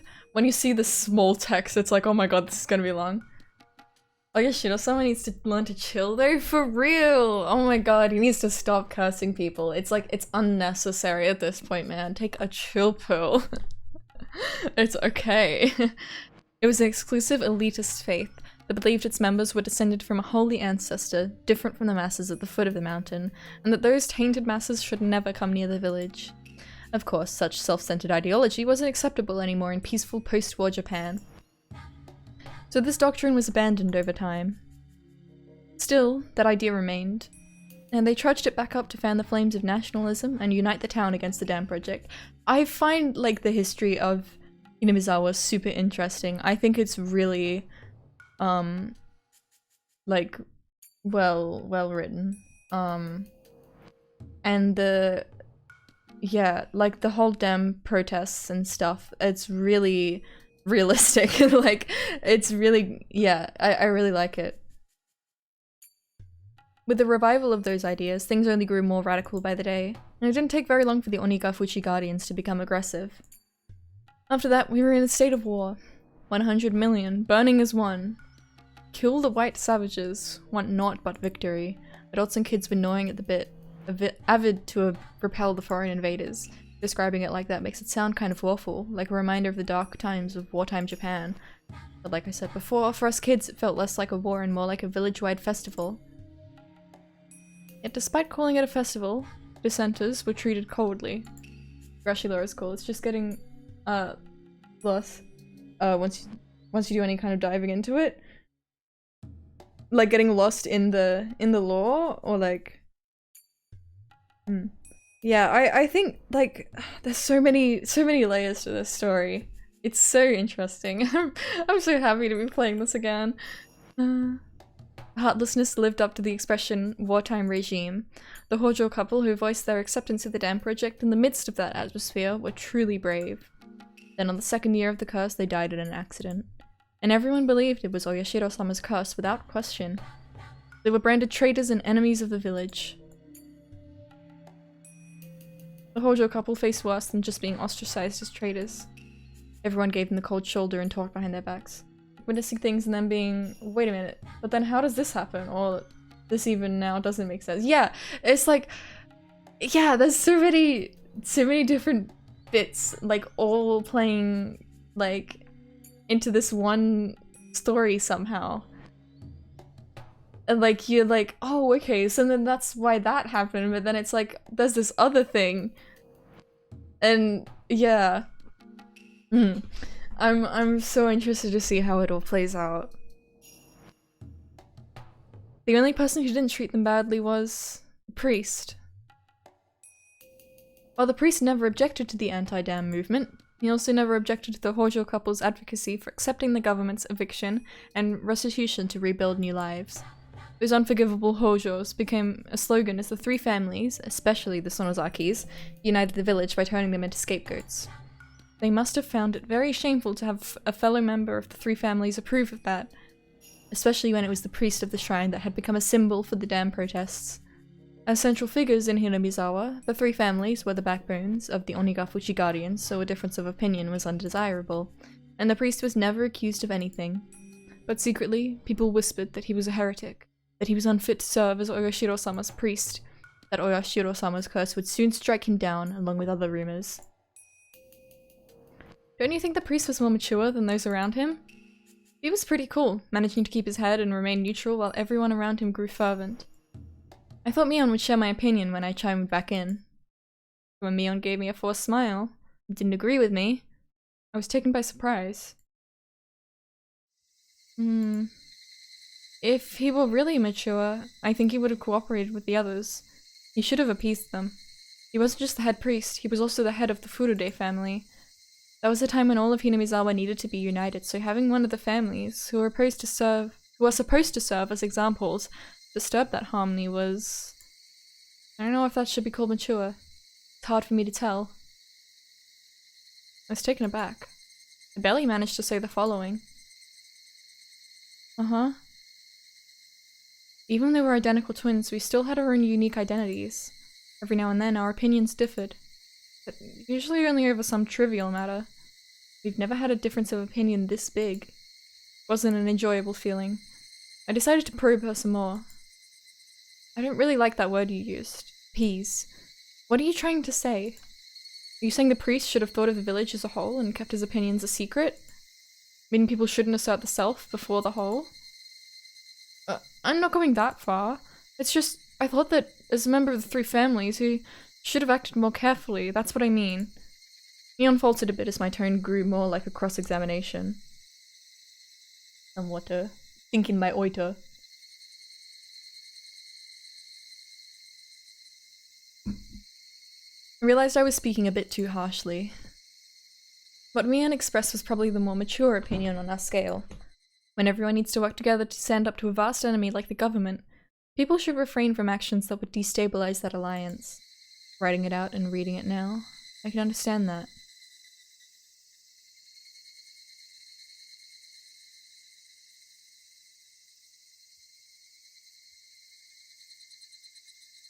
Okay. So she's writing all this down. Okay. Interesting. But I wasn't mature enough to agree to such a totalitarian idea. Or maybe it wasn't me at all. It was Mion who'd made that mature judgment. We've been separated for over a year. I've been away from the town. In the meantime, Mion has been training to take over the headship of the Sonozaki family. She'd been treated as such even before I was confined to that institution. She sat next to the hag in ceremonies and in meetings. She took her place when the hag was absent. That was just it. We were never that different. Mion has become very like a successor since I've been gone. You sound like a grown-up now. She seemed to get what I was implying. Am I thinking like Granny now? That's good. You're the successor. You shouldn't think like the rest. You've definitely learned the art of ruling. I never learned anything like that. I'm just trying to act like her. You can do it easily too. I don't want to. It's your role.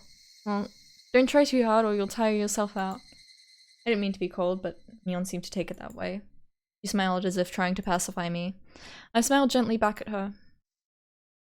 Interesting. Sis. I mean, Mion. What? What is it? Our separation has always been tough. Our names, the places where we live, and our bodies. Mion looked down with a serious face, then looked right back up. Maybe you think I'm jealous of that, but I'm not. We used to have some disagreements, but they were always small and forgettable. You don't have to feel sorry for anything. Up until birth, we were perfectly equal. Right after birth, we were separated by the grown-ups' priorities. I used to get mad about it when I was little. There's no denying that. But we don't have to start a disagreement over it. Mion seems to understand what I'm trying to say. We each have our own characteristics, even though we're identical twins. Only we know the differences. We're also dependent on each other because of them. Mion seems more dependent. She always worries about me. If somebody gave her a cookie, she'd divide it in two and give one half to me. If somebody gave her a candy, she'd wait until I said it was okay to eat it. On the contrary, I'm cold. I don't care about others if I'm satisfied. I put the candy in my mouth right away. I have to emphasize that I don't hate her, and I'm well aware that she loves me. We both know that. Mion must have been hesitating to put the candy of the successor in her mouth and was waiting to see if I was okay with that. Do your best, Mion. I'll do my best as Shion too. I tapped her forehead with my fist lightly. Mion put her forehead against my fist, as if trying to feel the warmth. She's Mion. And I'm Shion. She's the successor of the Sonozaki family, and I'm just a vagabond. That isn't a distinction, but rather our individuality. We shouldn't worry too much about the other anymore. We should feel relaxed, living as who we are with our own characteristics. I didn't have to say any of that out loud. We can communicate by touch, just like this. Okay. Thanks, Shion. No worries, Mion. Let's talk to each other whenever we want to. Like we've always been. That'll never change, okay? Okay. Okay. Mion kept nodding, with her forehead against my fist. This is so tender. What the hell? I said goodbye to Mion before it turned to evening. We had talked about the things that happened during my time away, and I enjoyed having that chat between sisters very much. We were able to dissolve our unsettled emotions. We didn't used to do that. Maybe it's because we hadn't seen each other for over a year.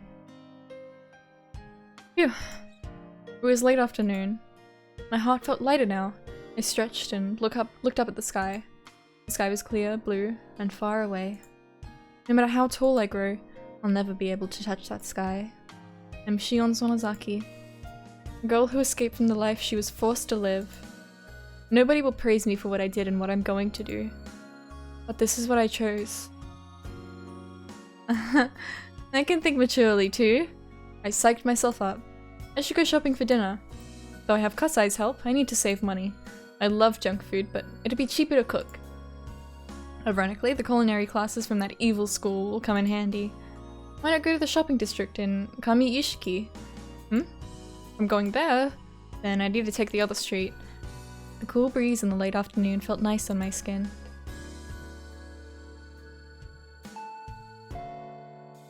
Kasai came to the door while I was putting stuff I bought into the fridge. Wait a sec, I'm coming. Did you go grocery shopping? You must be tired. I didn't get tired from grocery shopping. Oh, do you want dinner? I bought enough for you too. Is that alright? If you say so, I'd be happy to. Kasai looked curious about what I'd cook. Huh. You don't look like you believe in my cooking skills. You'll pay for that later. You putting these in the refrigerator? I'll do it. Oh, thanks. Is this amount of rice enough for two? Here I go. Kasai skillfully packed food in the fridge while glancing at each item in turn. He noticed something.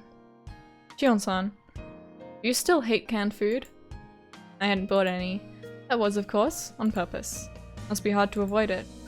I know it's illogical. Maybe I could eat it if somebody forced me to.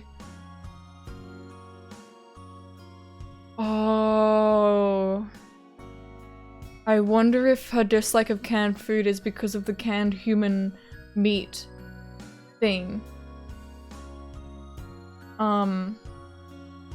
Higurashi, hi Pyrite! Hello, hello! Are you streaming today, Pyrite? Because if you are, then, I will probably raid you. As long as my voice doesn't give out.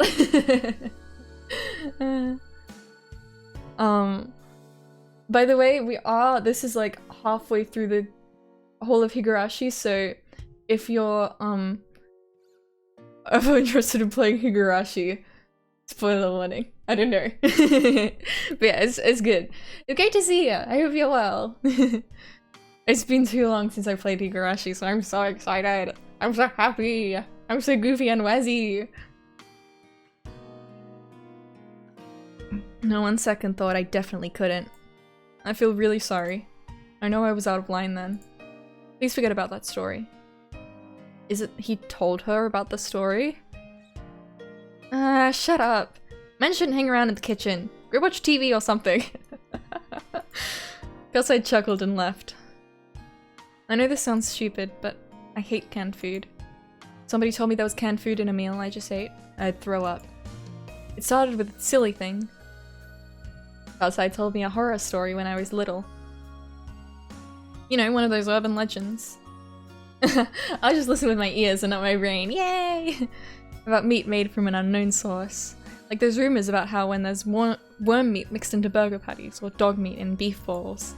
Plus I had fun telling me one of those stories because of how scared I got. He had fun, but I obviously didn't. I even started to cry in the canned food section of the supermarket. That's how much I hated it. Aww. I don't freak out like that anymore, but I still don't like canned food. Since I don't like it, I don't force myself, and I now live my life naturally avoiding canned food.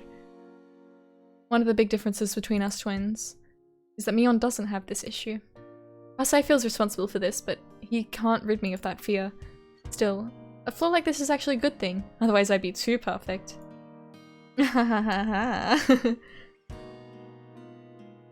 Kasai, set the table, would you? Smells good. Thank you for doing this. If this isn't enough food, you can go to a beef bowl place later or something. And don't turn off the TV. I hate having dinner in silence. Thank you for the meal. So, what is it, Kasai? You came here for something, didn't you? I handed him a cup of tea. I could wait until dinner was over, but I wanted to get to the point quick. I thought I should wait until we finished, but would you mind if I talked while eating? You've been bugging me since you got here. It'd be much easier for me to eat if you started talking now. We received a phone call from the school today. Today? That's late. Sounds like they didn't want to make it public. So what happened? Akane-san took the call. She said she was going to tell your father when the time is right. Akane-san is my mum. That's what Kasai calls her, as he's known her since before her marriage. So? What did she say? I was lucky she answered the phone, since she's relatively on my side. Other than calling you a brat, she didn't seem surprised by this outcome. I see. So she hasn't told Dad yet? She's probably waiting for the right moment. She said she's waiting for the right moment. I think she's going to in a couple of days. Dad is on Grandma's side, so I'll definitely talk to her if he hears about it. Then she'll have her men bring me to her, and depending on my explanation, make me offer a finger or two. Scary. Wish you could laugh it off, but please remember you're not the only one who... Ouch. You're eating too fast. I cooked too much rice and miso soup, so you'll have to have another round. At least 3 helpings, alright? Shion, you have leftovers! That's a wonderful thing! A few days later, Mion told me that the hag had heard about my escape. So? How did she take it? She was furious. She said that if you were in Okinomiya, she'd get you right away. Scary. And? Is Dad doing anything? They'll hold a family council soon to see if any of the family members are hiding you. It doesn't look like she'll have the greenhorn search for you all over town, though. Holding a family council means that thing will remain in the hag's hands alone. She won't search the town for me. It's like she's unofficially approving my presence. Of course, I'll get caught immediately if they find me in a large public place. Seems like Mum did a lot to help me. I can tell she's being supportive. It's a long story, but my mum is sort of an outlaw, even though she's of the Sonozaki bloodline. Yeah, because she's not, the successor. A long time ago, she had a huge fight with the hag because she hated the family rules and traditions. She was even excommunicated. My mum was supposed to be the successor, but she was deprived of the title and Sis took her place instead. While she's quiet now, Mum's still an outlaw. She's always been on my side, because I also hate rules and traditions. Dad was flaring up at first, but Mum pacified him. You can't win against her, after all. Okay, thanks. Let me know if something comes up. If things really go bad, I'm ready to leave town. I can't let Kasai, Uncle Yoshiro, or Mum lose face. I know what you're thinking. You're asking yourself why only I have to go through this, even though we're twins, aren't you? Mion was silent. That meant yes. It isn't fair that only you have to live like this. It's absolutely not. Thanks. I appreciate your feelings. Tell me when you want to go out. I'll arrange my plans so that I can trade places with you. She sounded apologetic. I shouldn't go quiet or agree with her. She sticks to things a little too much. Once she goes down, she'll stay there for a while. So I just told her simply, thanks. That's really nice of you. Okay, I'm hanging up now. Talk to you later.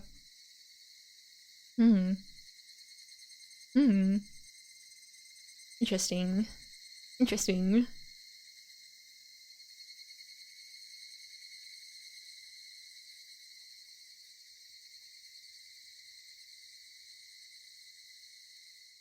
I wonder if they have swap places. A smudged diary. Here we go. Wah, wah, wah. What a mess. Oh no.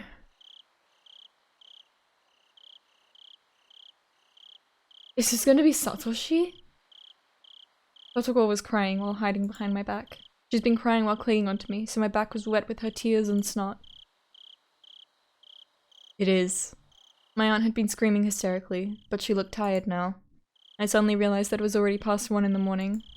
She vomited out a series of screams one last time, and finally called it quits. Satoko seemed exhausted. She was looking down in a state of shock. Even after my aunt walked away, she didn't realize she had been freed. So I stroked her head and told her, "It's over, Satoko." Satoko twitched. Her eyes grew bright again, and tears rolled down her cheeks. She looked up at my face. She knew it was over, but wanted to hear it directly from me. She begged me with a look. To be honest, I was really exhausted too. So I felt a bit annoyed when she tried to make me say it. But I needed to pacify her. So I gently told her what she wanted to hear. She's done with her scolding. So let's go to sleep. Alright? Satoko clung to me while her tears continued to fall. She was crying again silently. Satoko was shivering pitifully. Her small back reminded me that there was nobody else to protect her. Here. Go brush your teeth, make your bed, and go to sleep. Satoko smiled faintly and nodded. I felt dizzy. As I was released from the strain, a harsh drowsiness fell upon me. While Satoko was washing her face, I went to the toilet. I zoned out while watching my pee.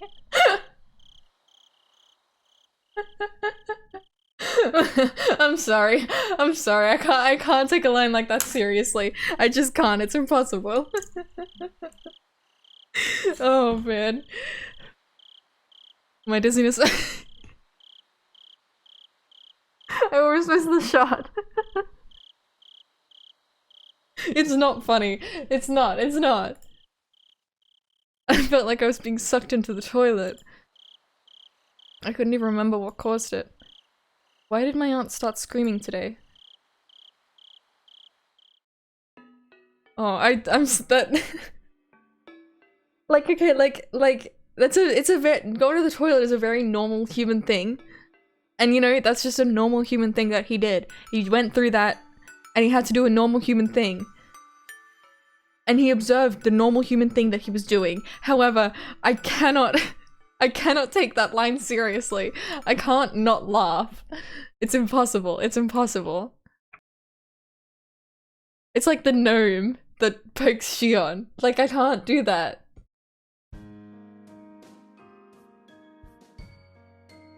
It's a very quiet afternoon, as always. Since I can't go outside as myself, I have to match schedules with Mion when I go shopping. I've gotten used to it by now, so it's no longer a hassle. Because of this, I naturally have to buy things in bulk. Today I shuttled between shops in my home. I got this, I got that. Oh wait, isn't it a 100 yen sale day today? I forgot this. Being in a good mood, I spun around with my arms spread out. I felt like a little whirlwind. My arm hit a motorcycle parked on the sidewalk. It obviously wasn't where it was supposed to be. Ow, what the? Who parked this motorcycle here? I gave it a kick with no hesitation. Uh-oh. Uh-oh. There were 3 motorcycles, lined up there in a row. They all fell like dominoes. It was a beautiful sight. This is fun, I thought. Being in such a good mood made me leave my guard down. I didn't realize that the owners of the motorcycles were right nearby. They looked pretty scary. They grabbed me by the neck and dragged me into a dark alley, and they called me all kinds of names. Everything was happening too quickly for me to grasp what was going on. The fuck are you, bitch? What you think you're doing, huh? Who can bash your head in, bitch? Grah, gonna pay for what you did. Whoa. I can't really talk properly. I didn't have a clue what they were saying. I had to translate their alien tongue into normal human words in order to understand. We are very upset because you knocked down our motorcycles. You should immediately pay for the repair and compensation. Yeah, that was probably it. That's our offer. What do you say? We'd be happy to listen to your opinion. Something like that? Huh. Well, no. Sorry. I don't think I can continue interpreting. What you saying? I know what they're trying to say. Somebody has to warn them about the way they park their motorcycles. It wouldn't be fair to those who obey the rules if there were no punishment for those who disobey them. This is an accident, but it must also be God's will. But, God. You can use me to punish these guys, but how will you compensate me later?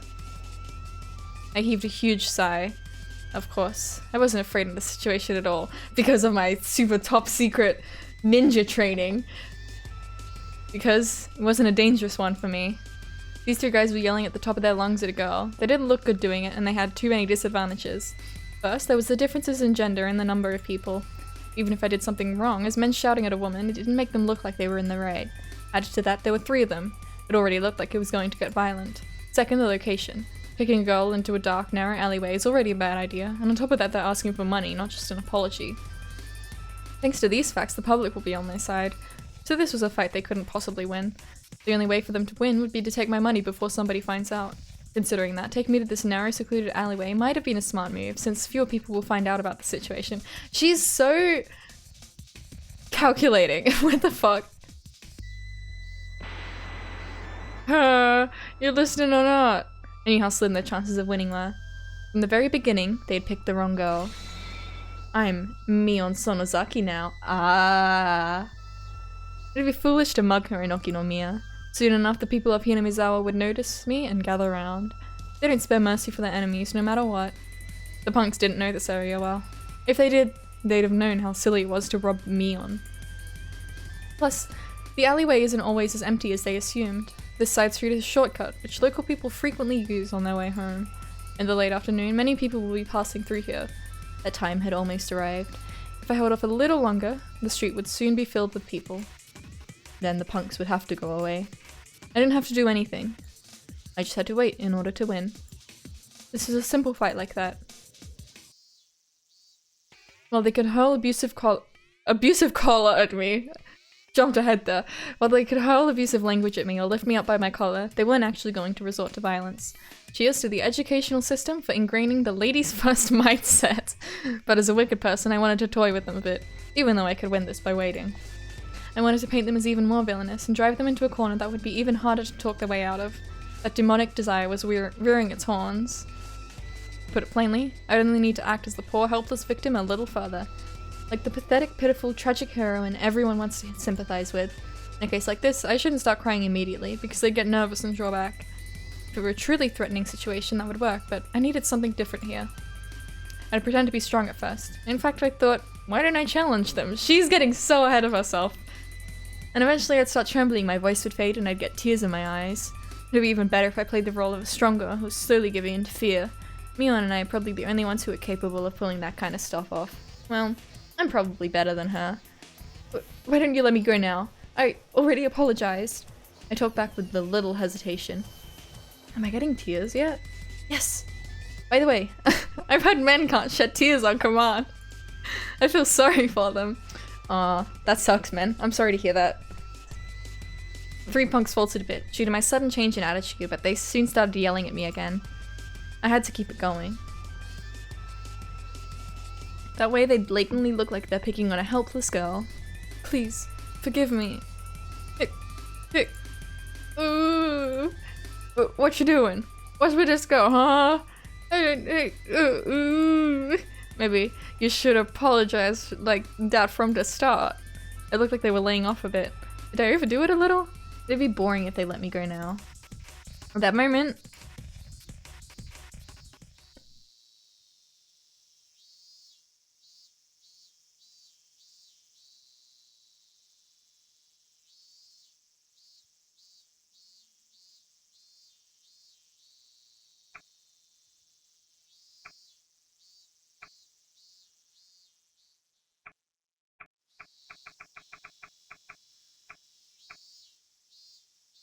holy smokes! Didn't they have a thing going on, these two? Oh my god. Oh my goodness. Cut it out! Don't you see her crying? Stop it! A boy around my age appeared. He was skinny. He looked weak. He looked younger than he probably was. He also looked smart. He bravely glared at the punks. What the hell? Who the fuck are ye? Back to fuck off. Rah! The punks turned away from me to face the boy instead. The boy looked a bit agitated when the punks started yelling at him. They sure were ruthless. But the boy must have known that from the beginning. He must have known that he was going into a dangerous situation, yet he didn't hesitate. You can say something. Why don't you answer us? Well, he's mad. Ah. Hey. He must have wanted to shout back at them. But he'd probably never used that kind of language in his life. So he couldn't have expressed his feelings out loud.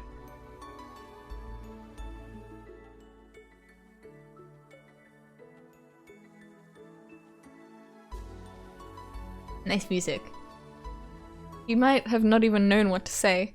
They just kept on glaring at them, to let them know that he wasn't going anywhere. The three punks, though, might have thought he was just lost for words in his fear. But I knew different. The boy was overpowering them with nothing but his will. The punks were losing, so they resorted to violence. They grabbed him and knocked him down. They hit, kicked, and tossed him around. It looked painful, but I knew. It was his victory.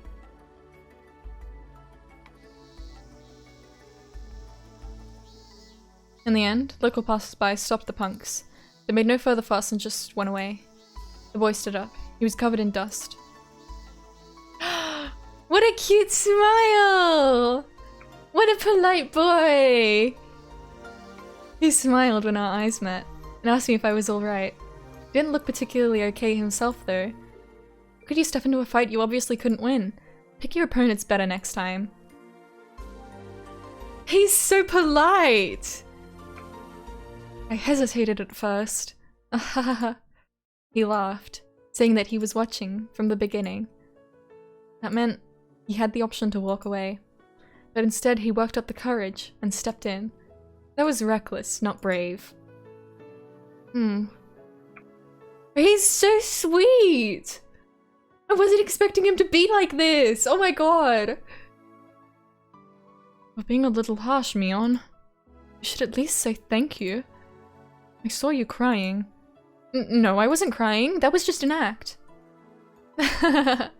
Okay. Hey! You don't believe me, do you? Do you really think I'd cry? No. Nobody believed Mion Sonosaki would cry when Pugs bullied her. Why are you laughing? You really don't believe that was an act? I'd never cry. I believe you, I do. I realized one thing. You must be one of Siz's friends. He didn't seem to realize I'm her twin. He thought I was Mion with a different hairstyle. Mion and I had to live separately since before we went to elementary school. Mion was in Hinamizawa, and I was in Okinomiya. I lived in a totally different environment from her. So it's not strange that people don't know me. Actually, only very few people know I exist. I almost told him that I'm not Mion, but I managed to stop myself. Shion shouldn't be here. He's from Hinamizawa. It wouldn't be good if he thought he saw a Mion look-alike in Okinomiya, so I had to act like Mion. Dealing with him could be more difficult than handling those punks. Well, I was just relieved because you seem to have a girly side after all. Oh my god, it's so... the parallels, oh my god. You sound hostile. What exactly do you mean by that? I thought you'd kick those guys' butts with some crazy martial arts, so I was really surprised when you just started crying. Hey, like I said, I was acting. Weren't you listening at all? He gently put his hand on top of my head and stroked it as if stroking a kitten. Cute! I could remember somebody doing that to me when I was little, but it had been quite a while since somebody stroked my head. I didn't know what to do. Why did it make me so embarrassed? My face reddened all at once. I couldn't say anything. Hey, you making fun of me? I stuttered in embarrassment. He looked calm, as if he was used to doing this. Whatever. Aren't you glad though? Glad? What do you mean? Well, you didn't get hurt. He smiled while he kept stroking my head. His smile looked divine. He wasn't going to stay for long. He'd already saved me from those guys after all. Well, I need to be going, so I should head off now. Okay. I wanted to go through all the steps of meeting someone for the first time, but he didn't. As far as he was concerned, he just saved a friend from danger and wanted to leave quickly to avoid seeming pretentious. He and Mion must be friends who knew each other well. But I couldn't bring myself to ask, what's your name? Mion's friend smiled once again. His smile looked as refreshing as a clear blue sky. This time, he smiled a bit mischievously. Don't worry, I won't tell anybody you were crying. Well, nobody would believe it if I told them anyway. Nobody would ever believe that our invincible class president cried. I wonder if he went to live with Shion. He patted the dust off his butt once again. He walked back to the sunny main road, away from the dark alley. And he turned around. See you. In school tomorrow, I mean. Yeah. See you in school. He disappeared into the brightly lit street. I continued to sit in the gloomy alleyway. I could no longer see him. I was just staring absent-mindedly at the bright light. That was the first time I met Satoshi-kun. That was really cool. That was a really good scene. Not even allowed to walk freely under the sun, I met a boy on a sunny day. How come a perverse girl like me fell in love with his innocence? Notebook, page 5.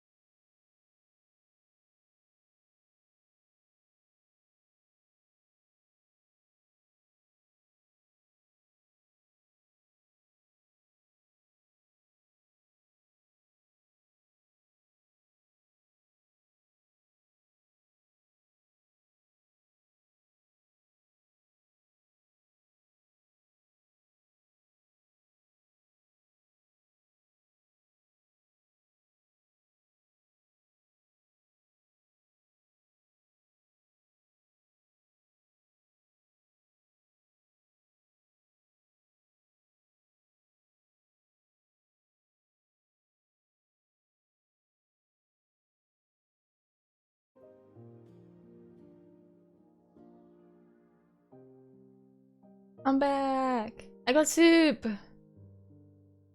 It's Thai sweet potato soup. It's my favorite soup at the moment. It's very yummy. My model freaked out. My model is so excited to eat soup. It's Waz color. I'll just be a moment eating my soup.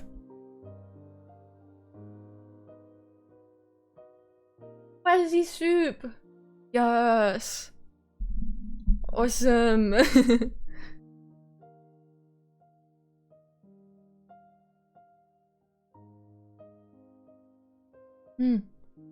Hot. Huh.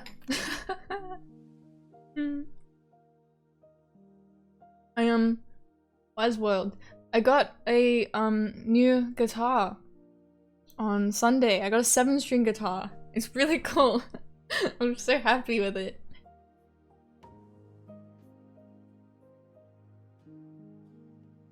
Yay!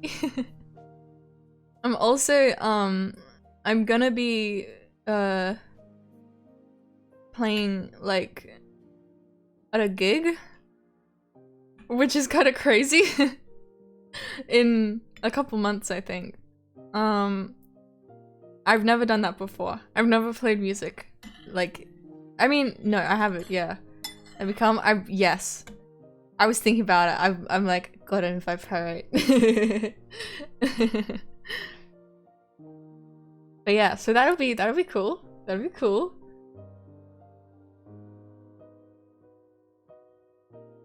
I've still never, like, made a cover or something and uploaded it. I should really get around to doing that, because, like, I really like playing guitar, but I haven't done anything with it, like, online.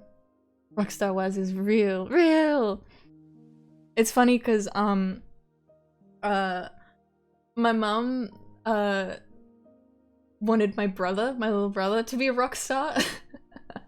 Kind of living vicariously through him, and so she got him, I think for like his 5th birthday, a little electric guitar, and he did guitar lessons for a little bit, but he kind of didn't like it. And then, like, later on, I picked up his guitar, and now look at me.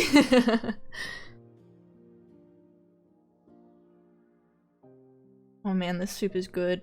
Good soup.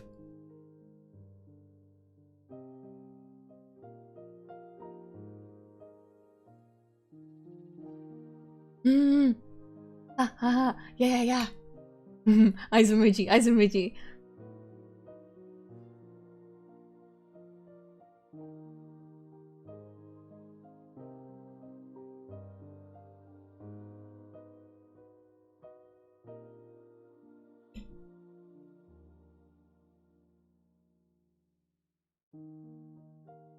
This soup is good. Hopefully, I imagine the soup is replenishing my stamina for the stream.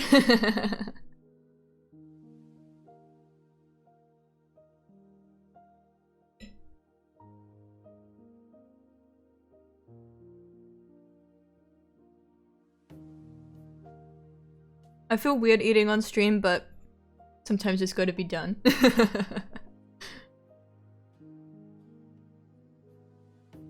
Especially when it's yummy soup.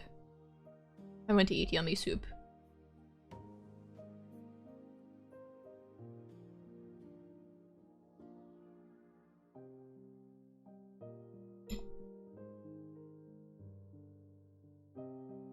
I love Higurashi when they cry.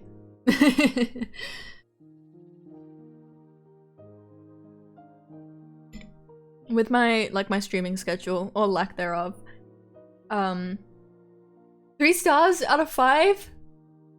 What? You rate my soup? Yeah, with my streaming schedule, 4 stars out of 5. Oh, that's a bit better. Yeah, I'm 5. Oh, 5 out of 5. Oh, wow. Fantastic. Yeah, I'm busy. Oh, it's my stamina going up. It's true. That's my stamina going up. That's what that was. Yes. Thank you. Yes, Mondays I might be able to stream. I have guitar lessons in the afternoon, but that's okay. I can still stream on Mondays when I'm feeling up to it. Wednesdays I'm free. Thursdays, Fridays I'm busy, but weekends I'm also free. So those are the days. Monday, Wednesday, Saturday, Sunday. I may be able to stream. So I'm hoping to get back into it. Hopefully I'll finish like Persona 3 Reload this year. Because I still haven't finished it. I also want to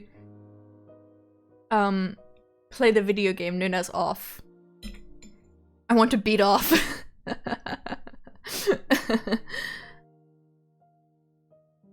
But I imagine that'll be a shorter.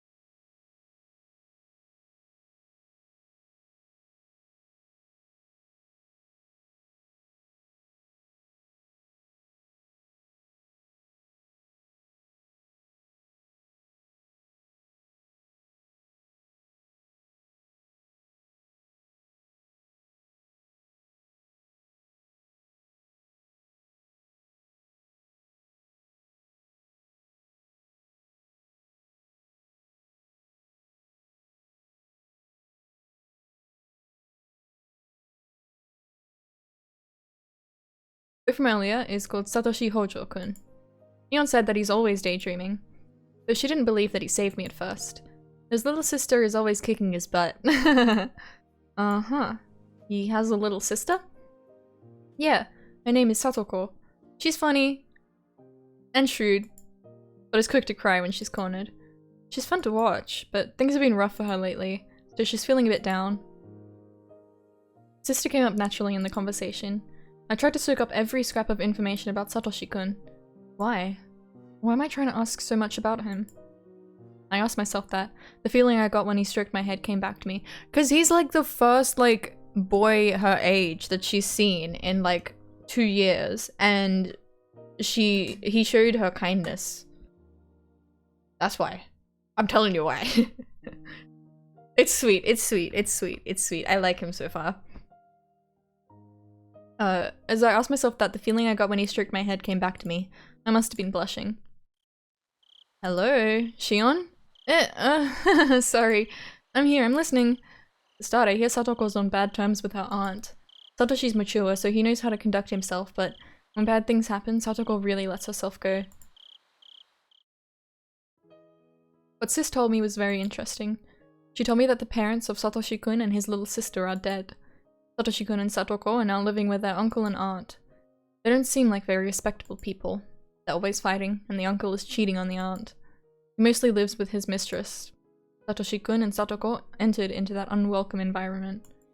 What surprises me the most is the fact that Satoshi-kun's parents were the Hojo couple who were the leaders of the pro-dam activists.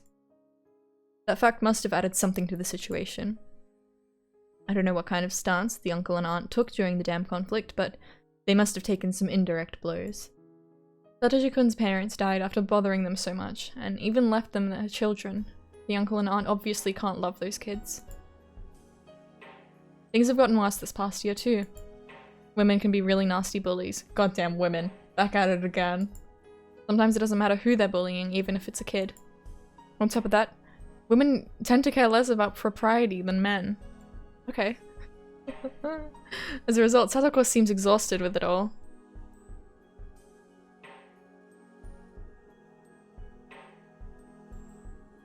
I can imagine Satoshi-kun bravely protecting his little sister. Just like when he saved me. So, he must be exhausted too, right? Huh? He must be covering for Satoko all the time. So wouldn't you normally assume that he's also feeling worn out? Well, I don't know. Had I said something wrong? Mion sounded a bit taken aback. So that meant Mion can't tell how he's feeling. Because he's always wearing that blank look. So she never considered it. How can she be that insensitive even though she's around him all the time? I was amazed to realize that. Well, anyway, what does he usually do? He looks smart, so does he read a lot of books? Yeah, you're right. He likes to read. He's now reading, what's it called? What's he reading? I continued asking about him, about what he likes, dislikes, and what he thinks about. I asked Sis all these questions because I wanted to know more about him. It was the first time I'd ever been that interested in somebody. I didn't want to admit that I had feelings like that.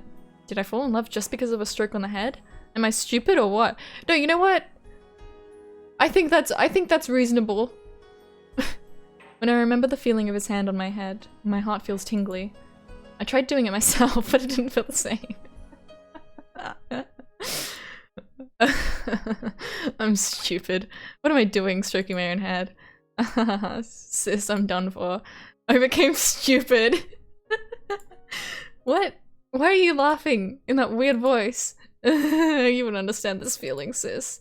When would I see him again? I felt as if my suffocating life had finally grown brighter.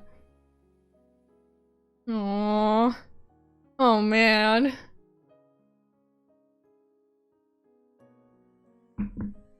Man. The life I lived really was beginning to suffocate me. I couldn't go out freely, and I always had to make arrangements with Mion before going to work.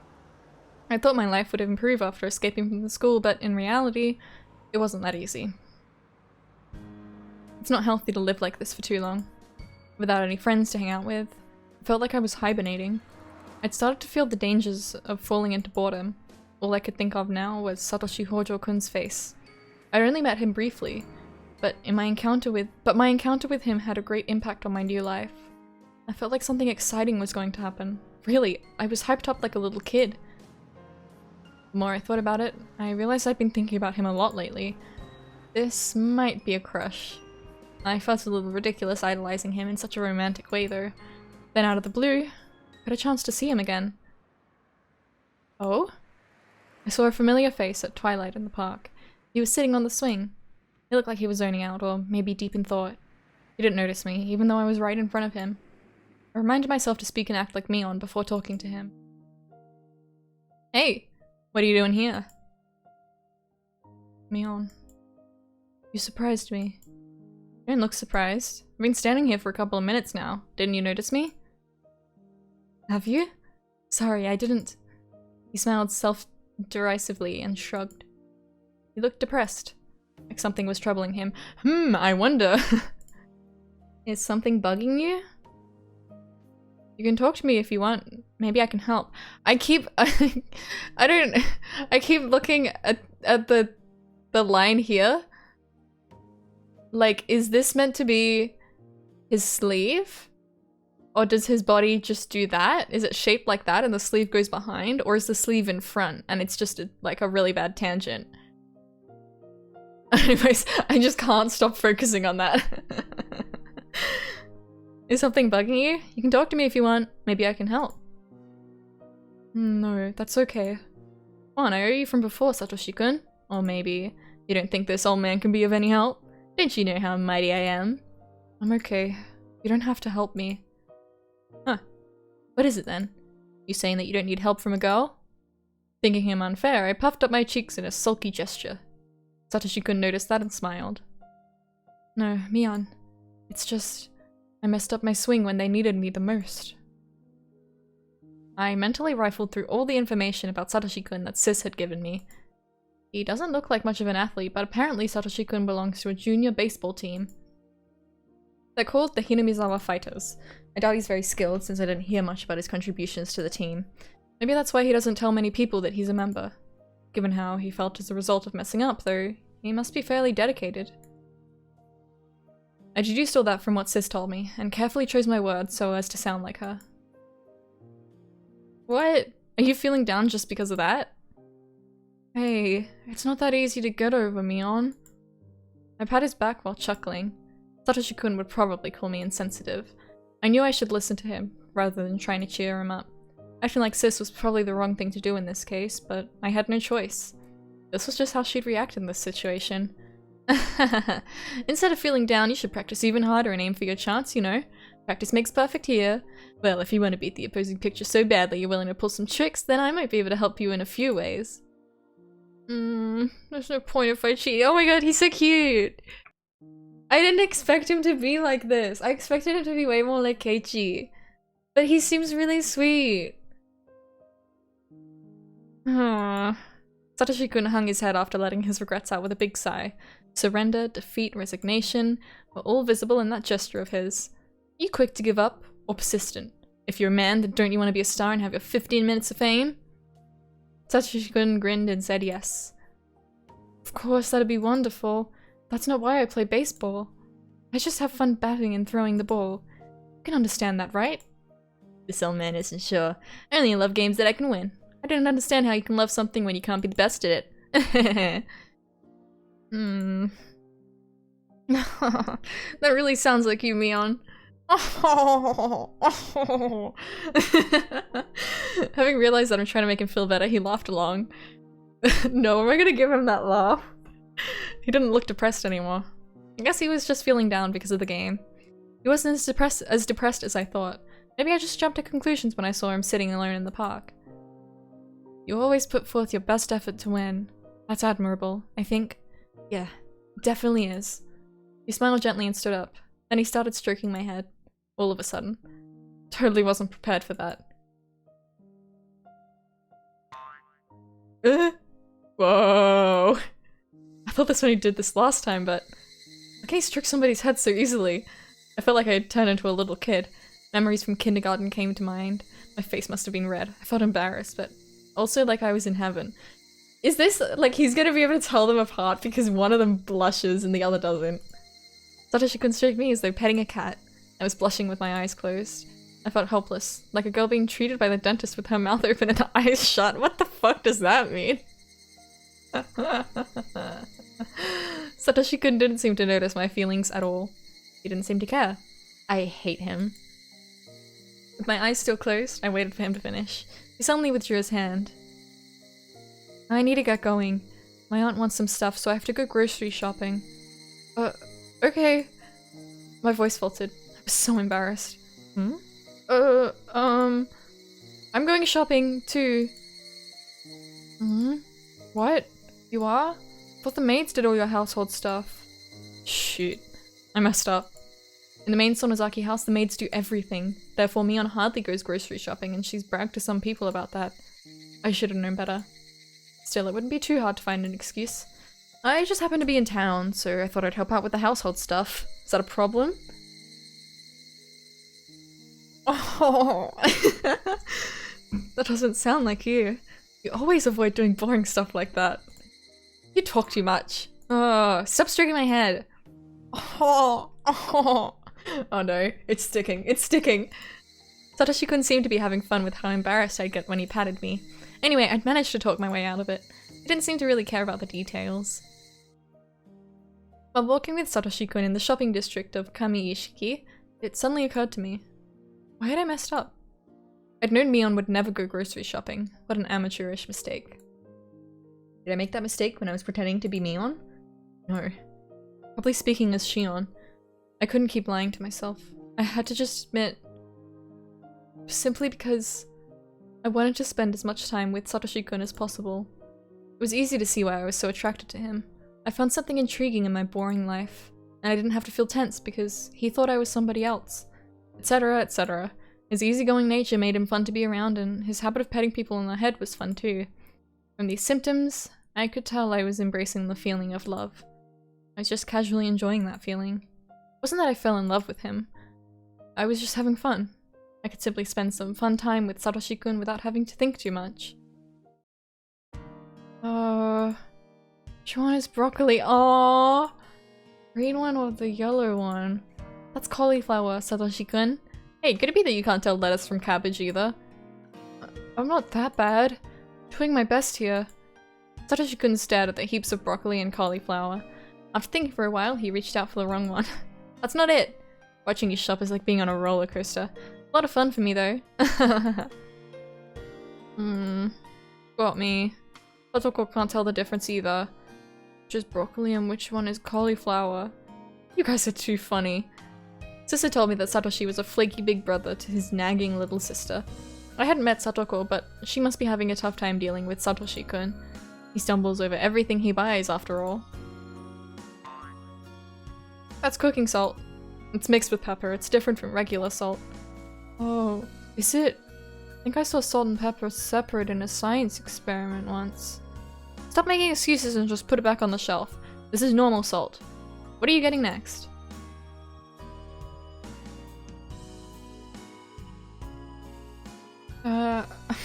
Oh, you're being a great help, Mion. You look smart, but you have serious issues. I think you should study more. That's a little harsh.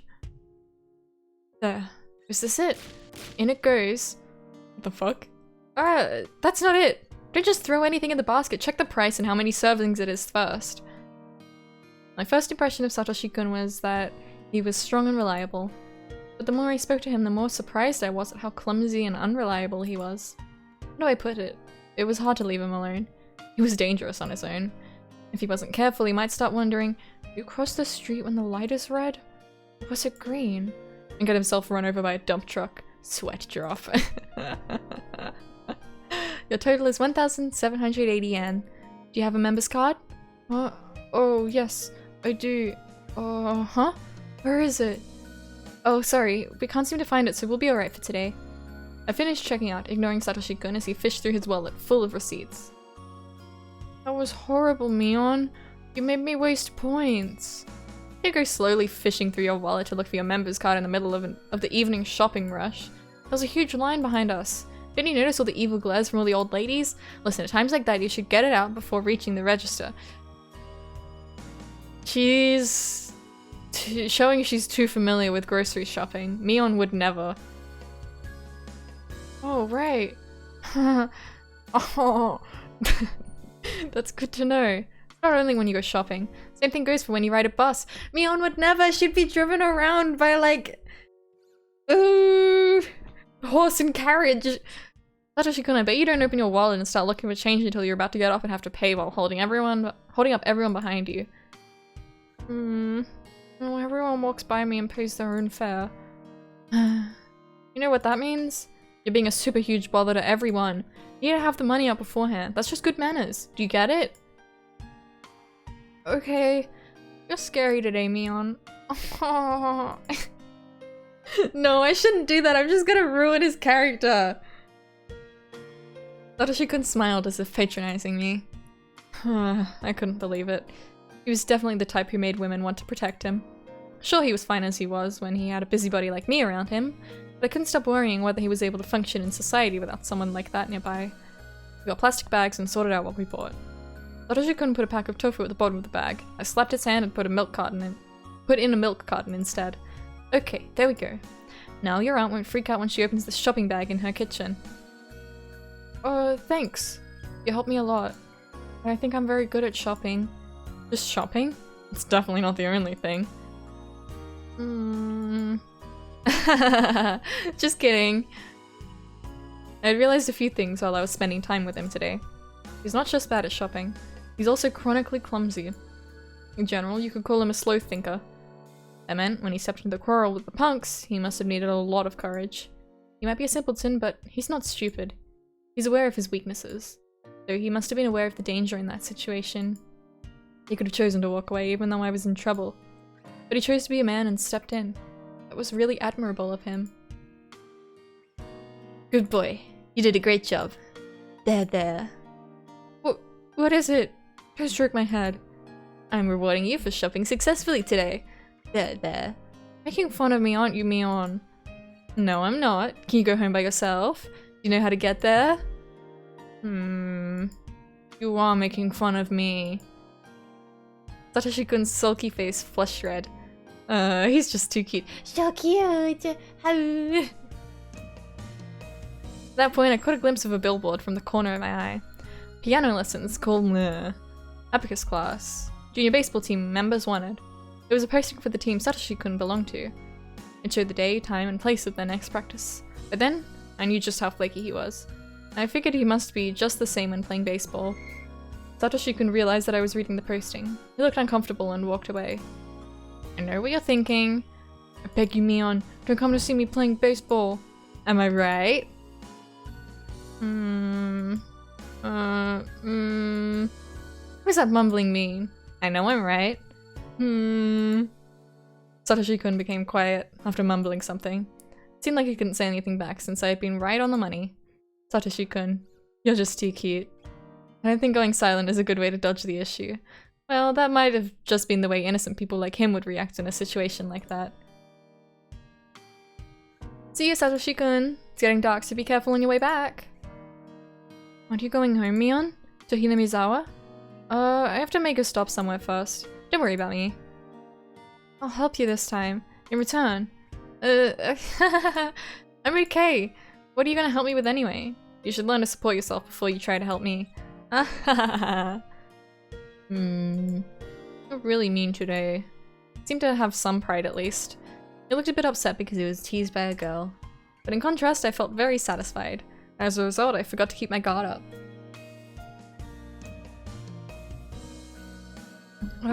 Thank you for the help. That was sweet of you. Whoa! While wearing a bright smile, Satoshi-kun suddenly started stroking my head again. I know he's teasing me, but oh, I can't reject him. He keeps doing it only because he's realized I won't resist. Oh. See you, Mion. You should go home before it gets dark. See you in school tomorrow. Yeah. See you in school tomorrow too. Cute. That's so cute.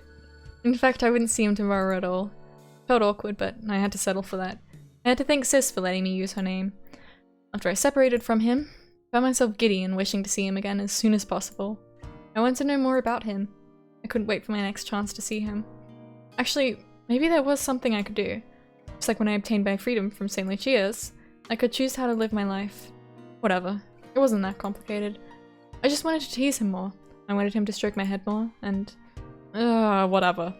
I already knew the schedule for his baseball team. It's really sweet. They're really cute together. Man.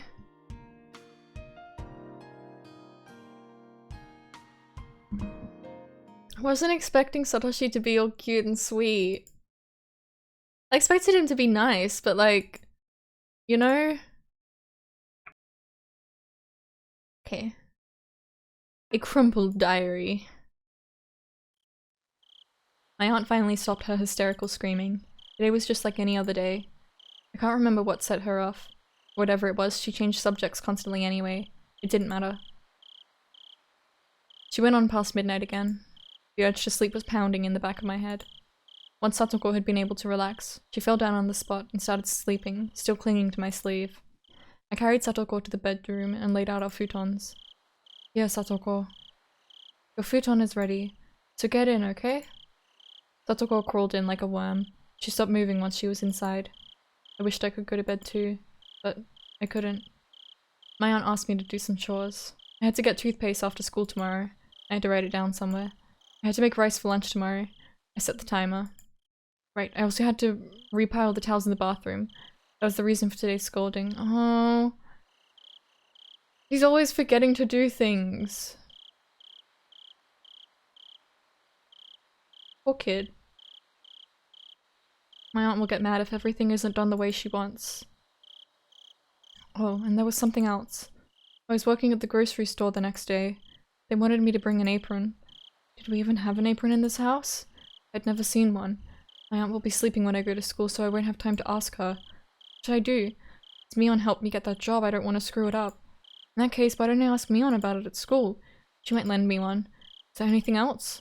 I was envious of Satoko because she got to go to bed. It was pathetic that I felt that way. Poor kid. Okay, we're gonna go for a little longer. Pyrite, if you're still here, when are you planning on streaming? Because I'd like to read.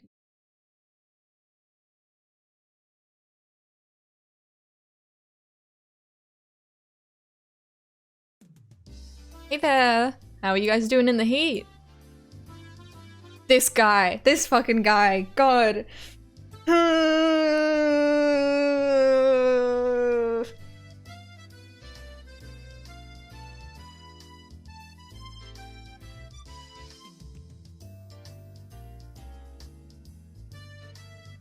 Torso shape is scaring me. This guy's a bit of a creep. He's also like really nice and caring. And I think he genuinely cares. But he's also a creep. He's really like slay in this though. In this sprite. Pirate, when are you planning on streaming?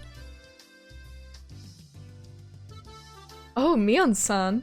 We're doing good. Is that our refreshment? Thanks a bunch. You're such a great manager. One okie dokie. We'll go for a little bit longer and I'll raid you a little bit after you started. Yay! I just felt like coming here. I didn't bring this for you, by the way. Don't treat me as your manager without my permission, please. Oh, he's in the outfit! We'd be a stronger team if you were our manager, Mion. Why don't you apply? As a manager, I mean. Satoshi-kun smiled at me in a carefree manner. I didn't want to become their manager. It'd be tiresome. I've been coming every week though, so I'm a quasi-manager already. Well, if I feel like it. Anyway, how's Satoshi-kun doing, coach? Is his batting average improving? Yes, he's doing fine. His batting average is, well, if you buy 3 packs of rice crackers, it's 7 smart. Does that mean it's 30%? Wow. You're doing great, Satoshi-kun. Not just about the number, Mion. I have to be able to hit the ball when it really counts. It's good that you're aware of your weaknesses, Satoshi-kun. You just continue working on them for now. Irie signaled to the pitcher, who then threw the ball. Satoshi-kun looked calm, following the ball with his eyes. Then he swung! Whack! The ball flew between the first and second bases and landed in the distance. Wow, that's great! Good job, Satoshi-kun! I clapped and Satoshi-kun blushed in response. He repositioned his helmet to hide his face. Aww! Well, he's good in practice and when the game is slow. Irie smiled compassionately. It seemed that Satoshi-kun really couldn't perform well when it counted. While he was usually good when everybody expected him to perform, he couldn't.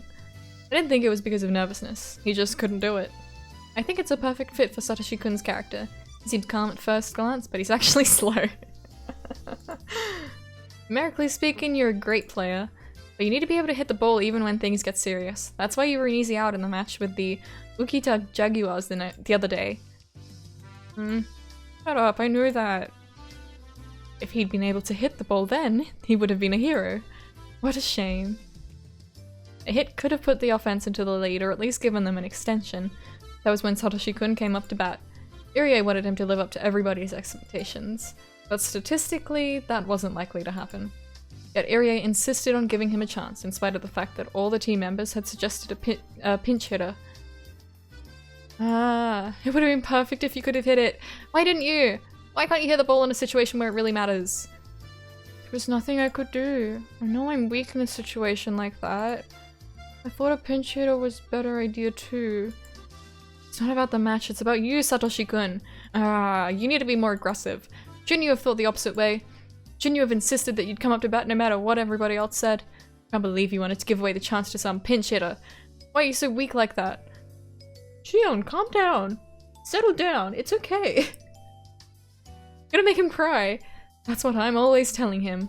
I know that's one of his good points too, but you can be a gentleman at other times, but when playing games you should be a demon.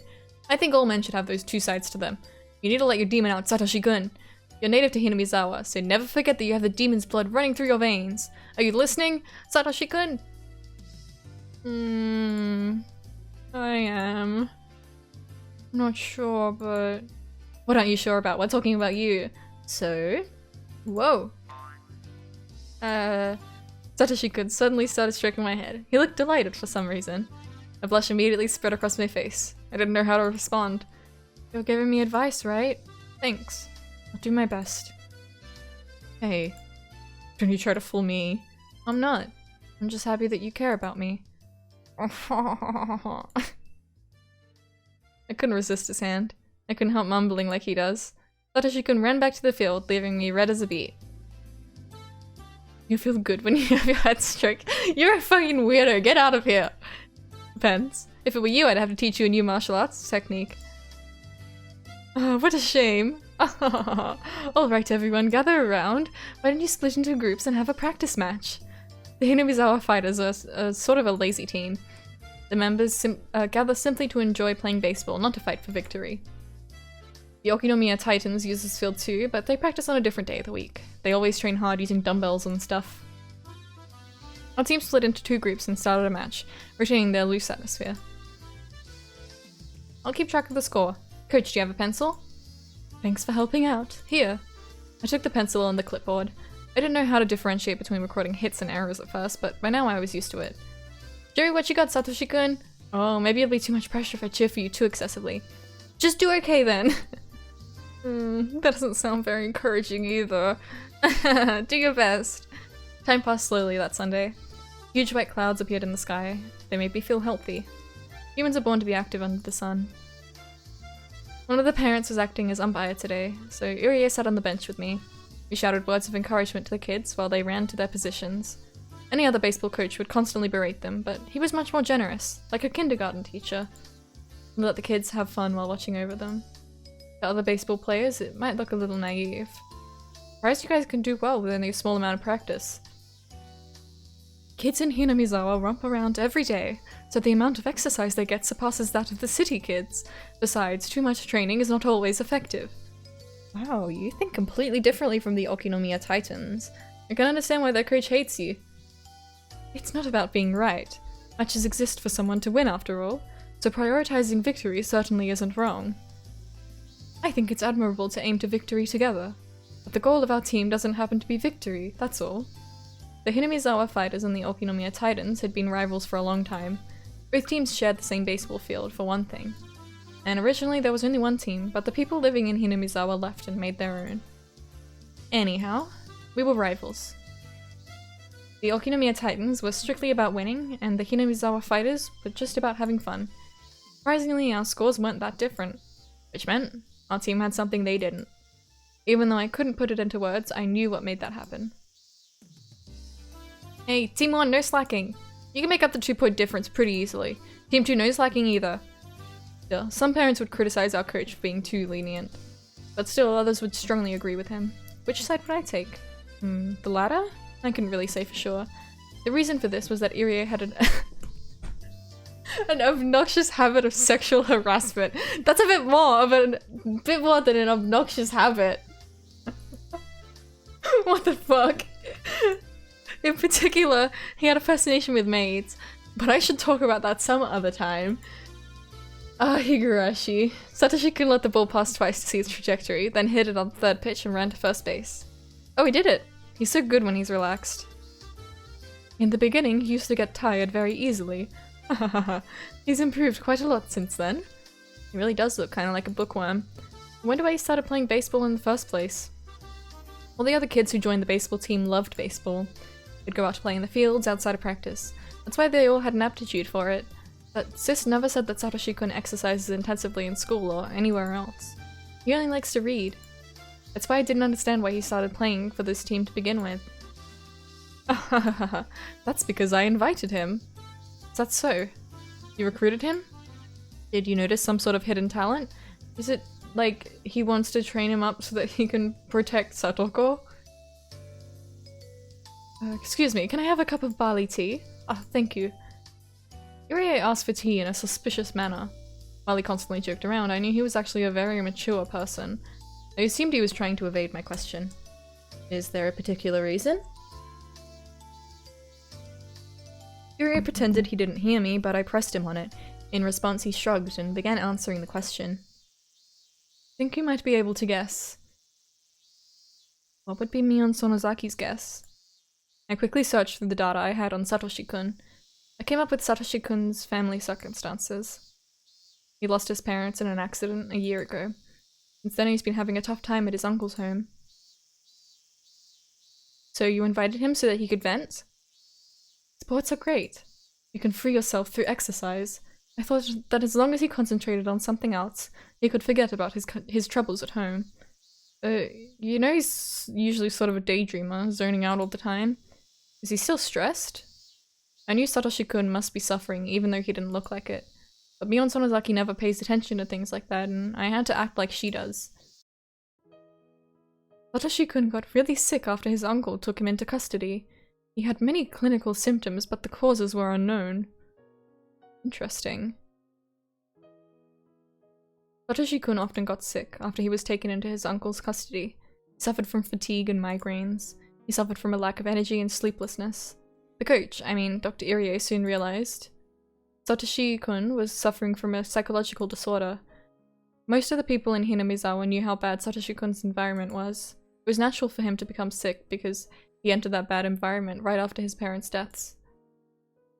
Satoshi-kun cannot express himself freely. Whether it's crying or simply being agitated, he's not good at handling those emotions. That's true. I can't imagine him being angry or crying. Did you know Satoshi-kun's mother had been married a few times already? Yeah, I know a little bit about that. Satoshi-kun's mother had married a number of men over the years. That meant Satoshi-kun had several stepfathers. He had to deal with strangers coming into his home multiple times, so he was forced to be mature. Satoshi-kun is mentally underdeveloped. He isn't aware of it himself, though.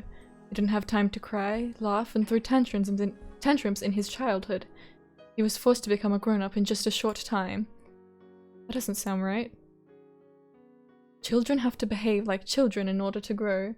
Mercy Cloud now, bye-bye! Okay, I will raid you soon. I'm hoping to get to, like, a good break point. And then we'll raid you. I'll see you soon, bye, right? If this stream is good. There's nothing positive about being forced to become an adult.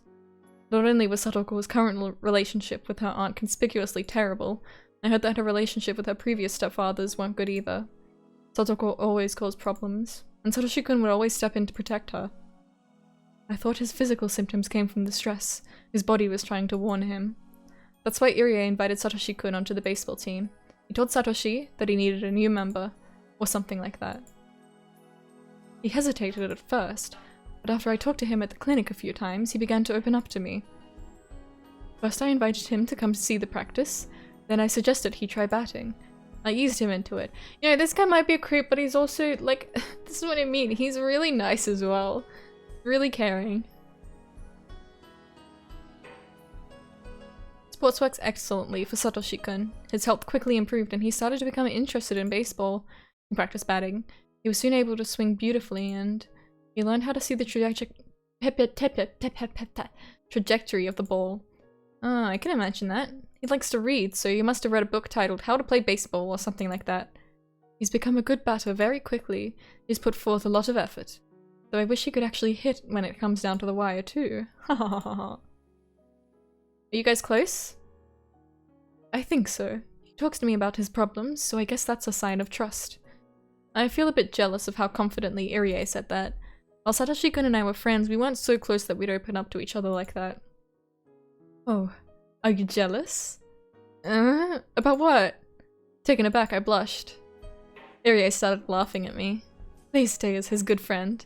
Well, yeah, I'm trying. I didn't know what I was saying. You know, regarding Satoshi-kun, he seems a little sick again lately. What? Whack! The ball flew to the left. But the left fielder managed to catch it. It seemed that the relationship between Satoko and her aunt had gotten worse lately. It was obvious his sickness had something to do with that. Their aunt is bullying Satoko-chan in a terrible way.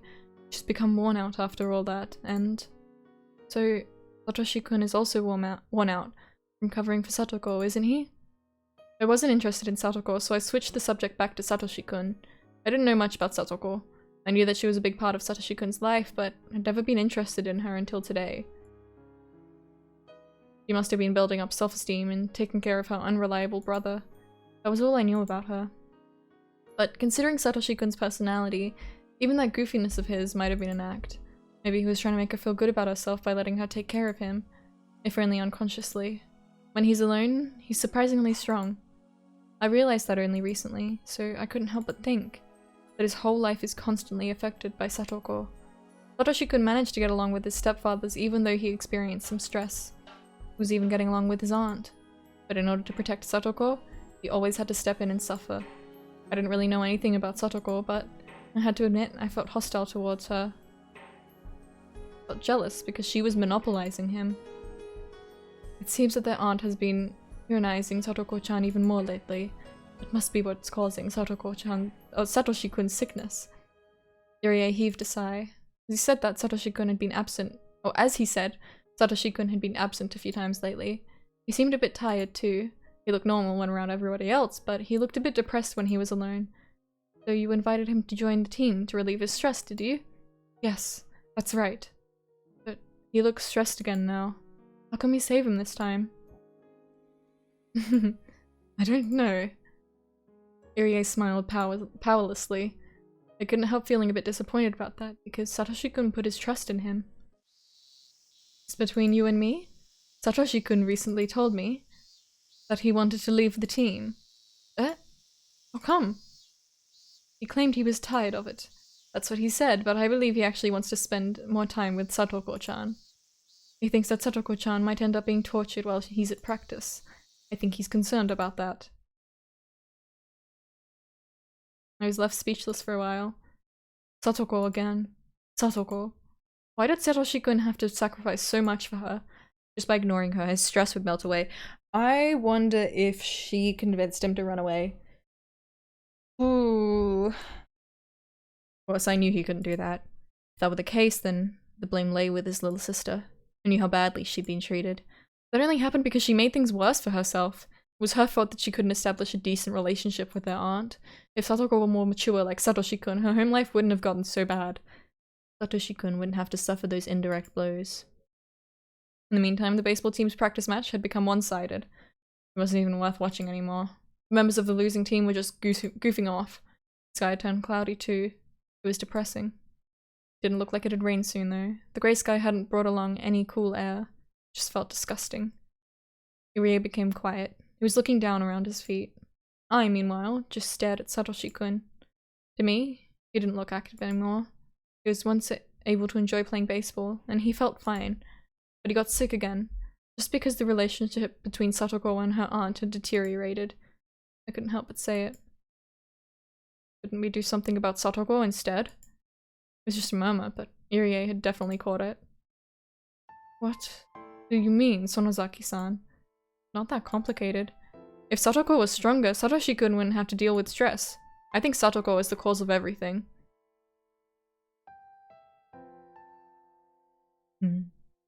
I don't know about that. Yes, you do. If she didn't cause any trouble, he wouldn't have to step in, would he? He wouldn't have to take over in the fight between Satoko and her aunt, right?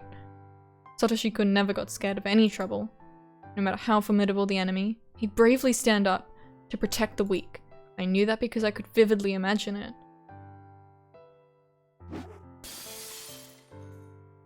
Whenever their aunt chid Satoko, Satoshi-kun steps in to protect her. The aunt probably didn't like it. Though Satoshi-kun didn't have to fight, the aunt would attack him anyway. The fight would be between the aunt and him. Satoko might then tease the aunt by sticking out her tongue, hiding behind his back, and pretending to be scared. He'd never think about how deeply he was being hurt. Because of Satoko, Satoshi-kun had become cornered and stressed. I'm surprised to hear this from you, Sonozaki-san. I thought you were Satoko-chan's friend, her classmate. A big sister kind of figure. Thought you'd always be on her side. But what you've said is surprising to me. Irie looked at me suspiciously. I could tell what he was thinking about me. I said too much. Mion Sonozaki and Satoko Hojo are friends. They're close, so Mion should have been encouraging her after the situation at home got tougher. That's what Mion was supposed to do. I'd totally forgotten about that and spoken as myself. It's only natural that Irie would give me a suspicious look. He might end up changing his impression of Mion Sonozaki entirely. I'd have to apologize to her about this and ask her to put things right. I totally messed up. Even so, I didn't think I'd said anything wrong. I'd objectively looked at the situation and made a modest proposal. To be honest, I was simply afraid that he might leave the team. Couldn't go to the school in Hinamizawa, so the baseball field was the only place where I could see him. I could even say that he was my reason for living. That's right. I was in love with him. But I wasn't going to tell him how I felt. For I was satisfied just by being by his side. I certainly couldn't ask for anything more. After all, I couldn't reveal my true identity. I had to pretend to be Mion in order to live in Okinomiya. I thought that maybe I should leave Okinomiya in order to be free. That's stupid. No matter how tough my life might be, I'd prefer to be here with Satoshi-kun stroking my head every now and then. Why did I love him that much? I read about it in some manga once. The fucking little bug flying around me and it's pissing me off. You don't need a reason to be in love. I was surprised at myself for being like this. Calm down, Gion. I breathed out slowly, then held my breath, trying to slow my throbbing heart. I felt a bit calmer. At that point, a clear thought came into my head. I want to be with Satoshi-kun. So? I want him to stay on the team. So? I want to get rid of his concerns and his stress. So what? So? What can I do to achieve all that? My head started to cool down as I heard the umpire shout, "Game set and match!"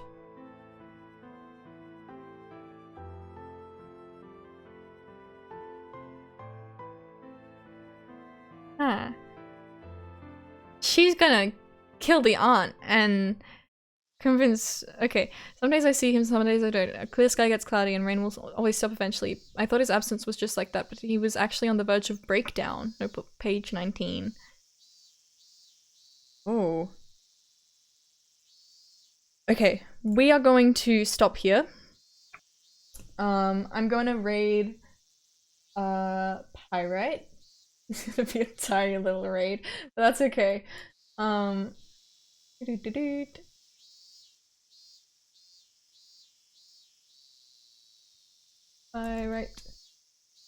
Alright. Pyrite's streaming Final Fantasy VII. He's getting pretty close to the end. It's very exciting. So, I will start the raid now. And I'll see you in the next stream, everyone. Thank you so much for coming along. It's so nice to be back playing Higurashi.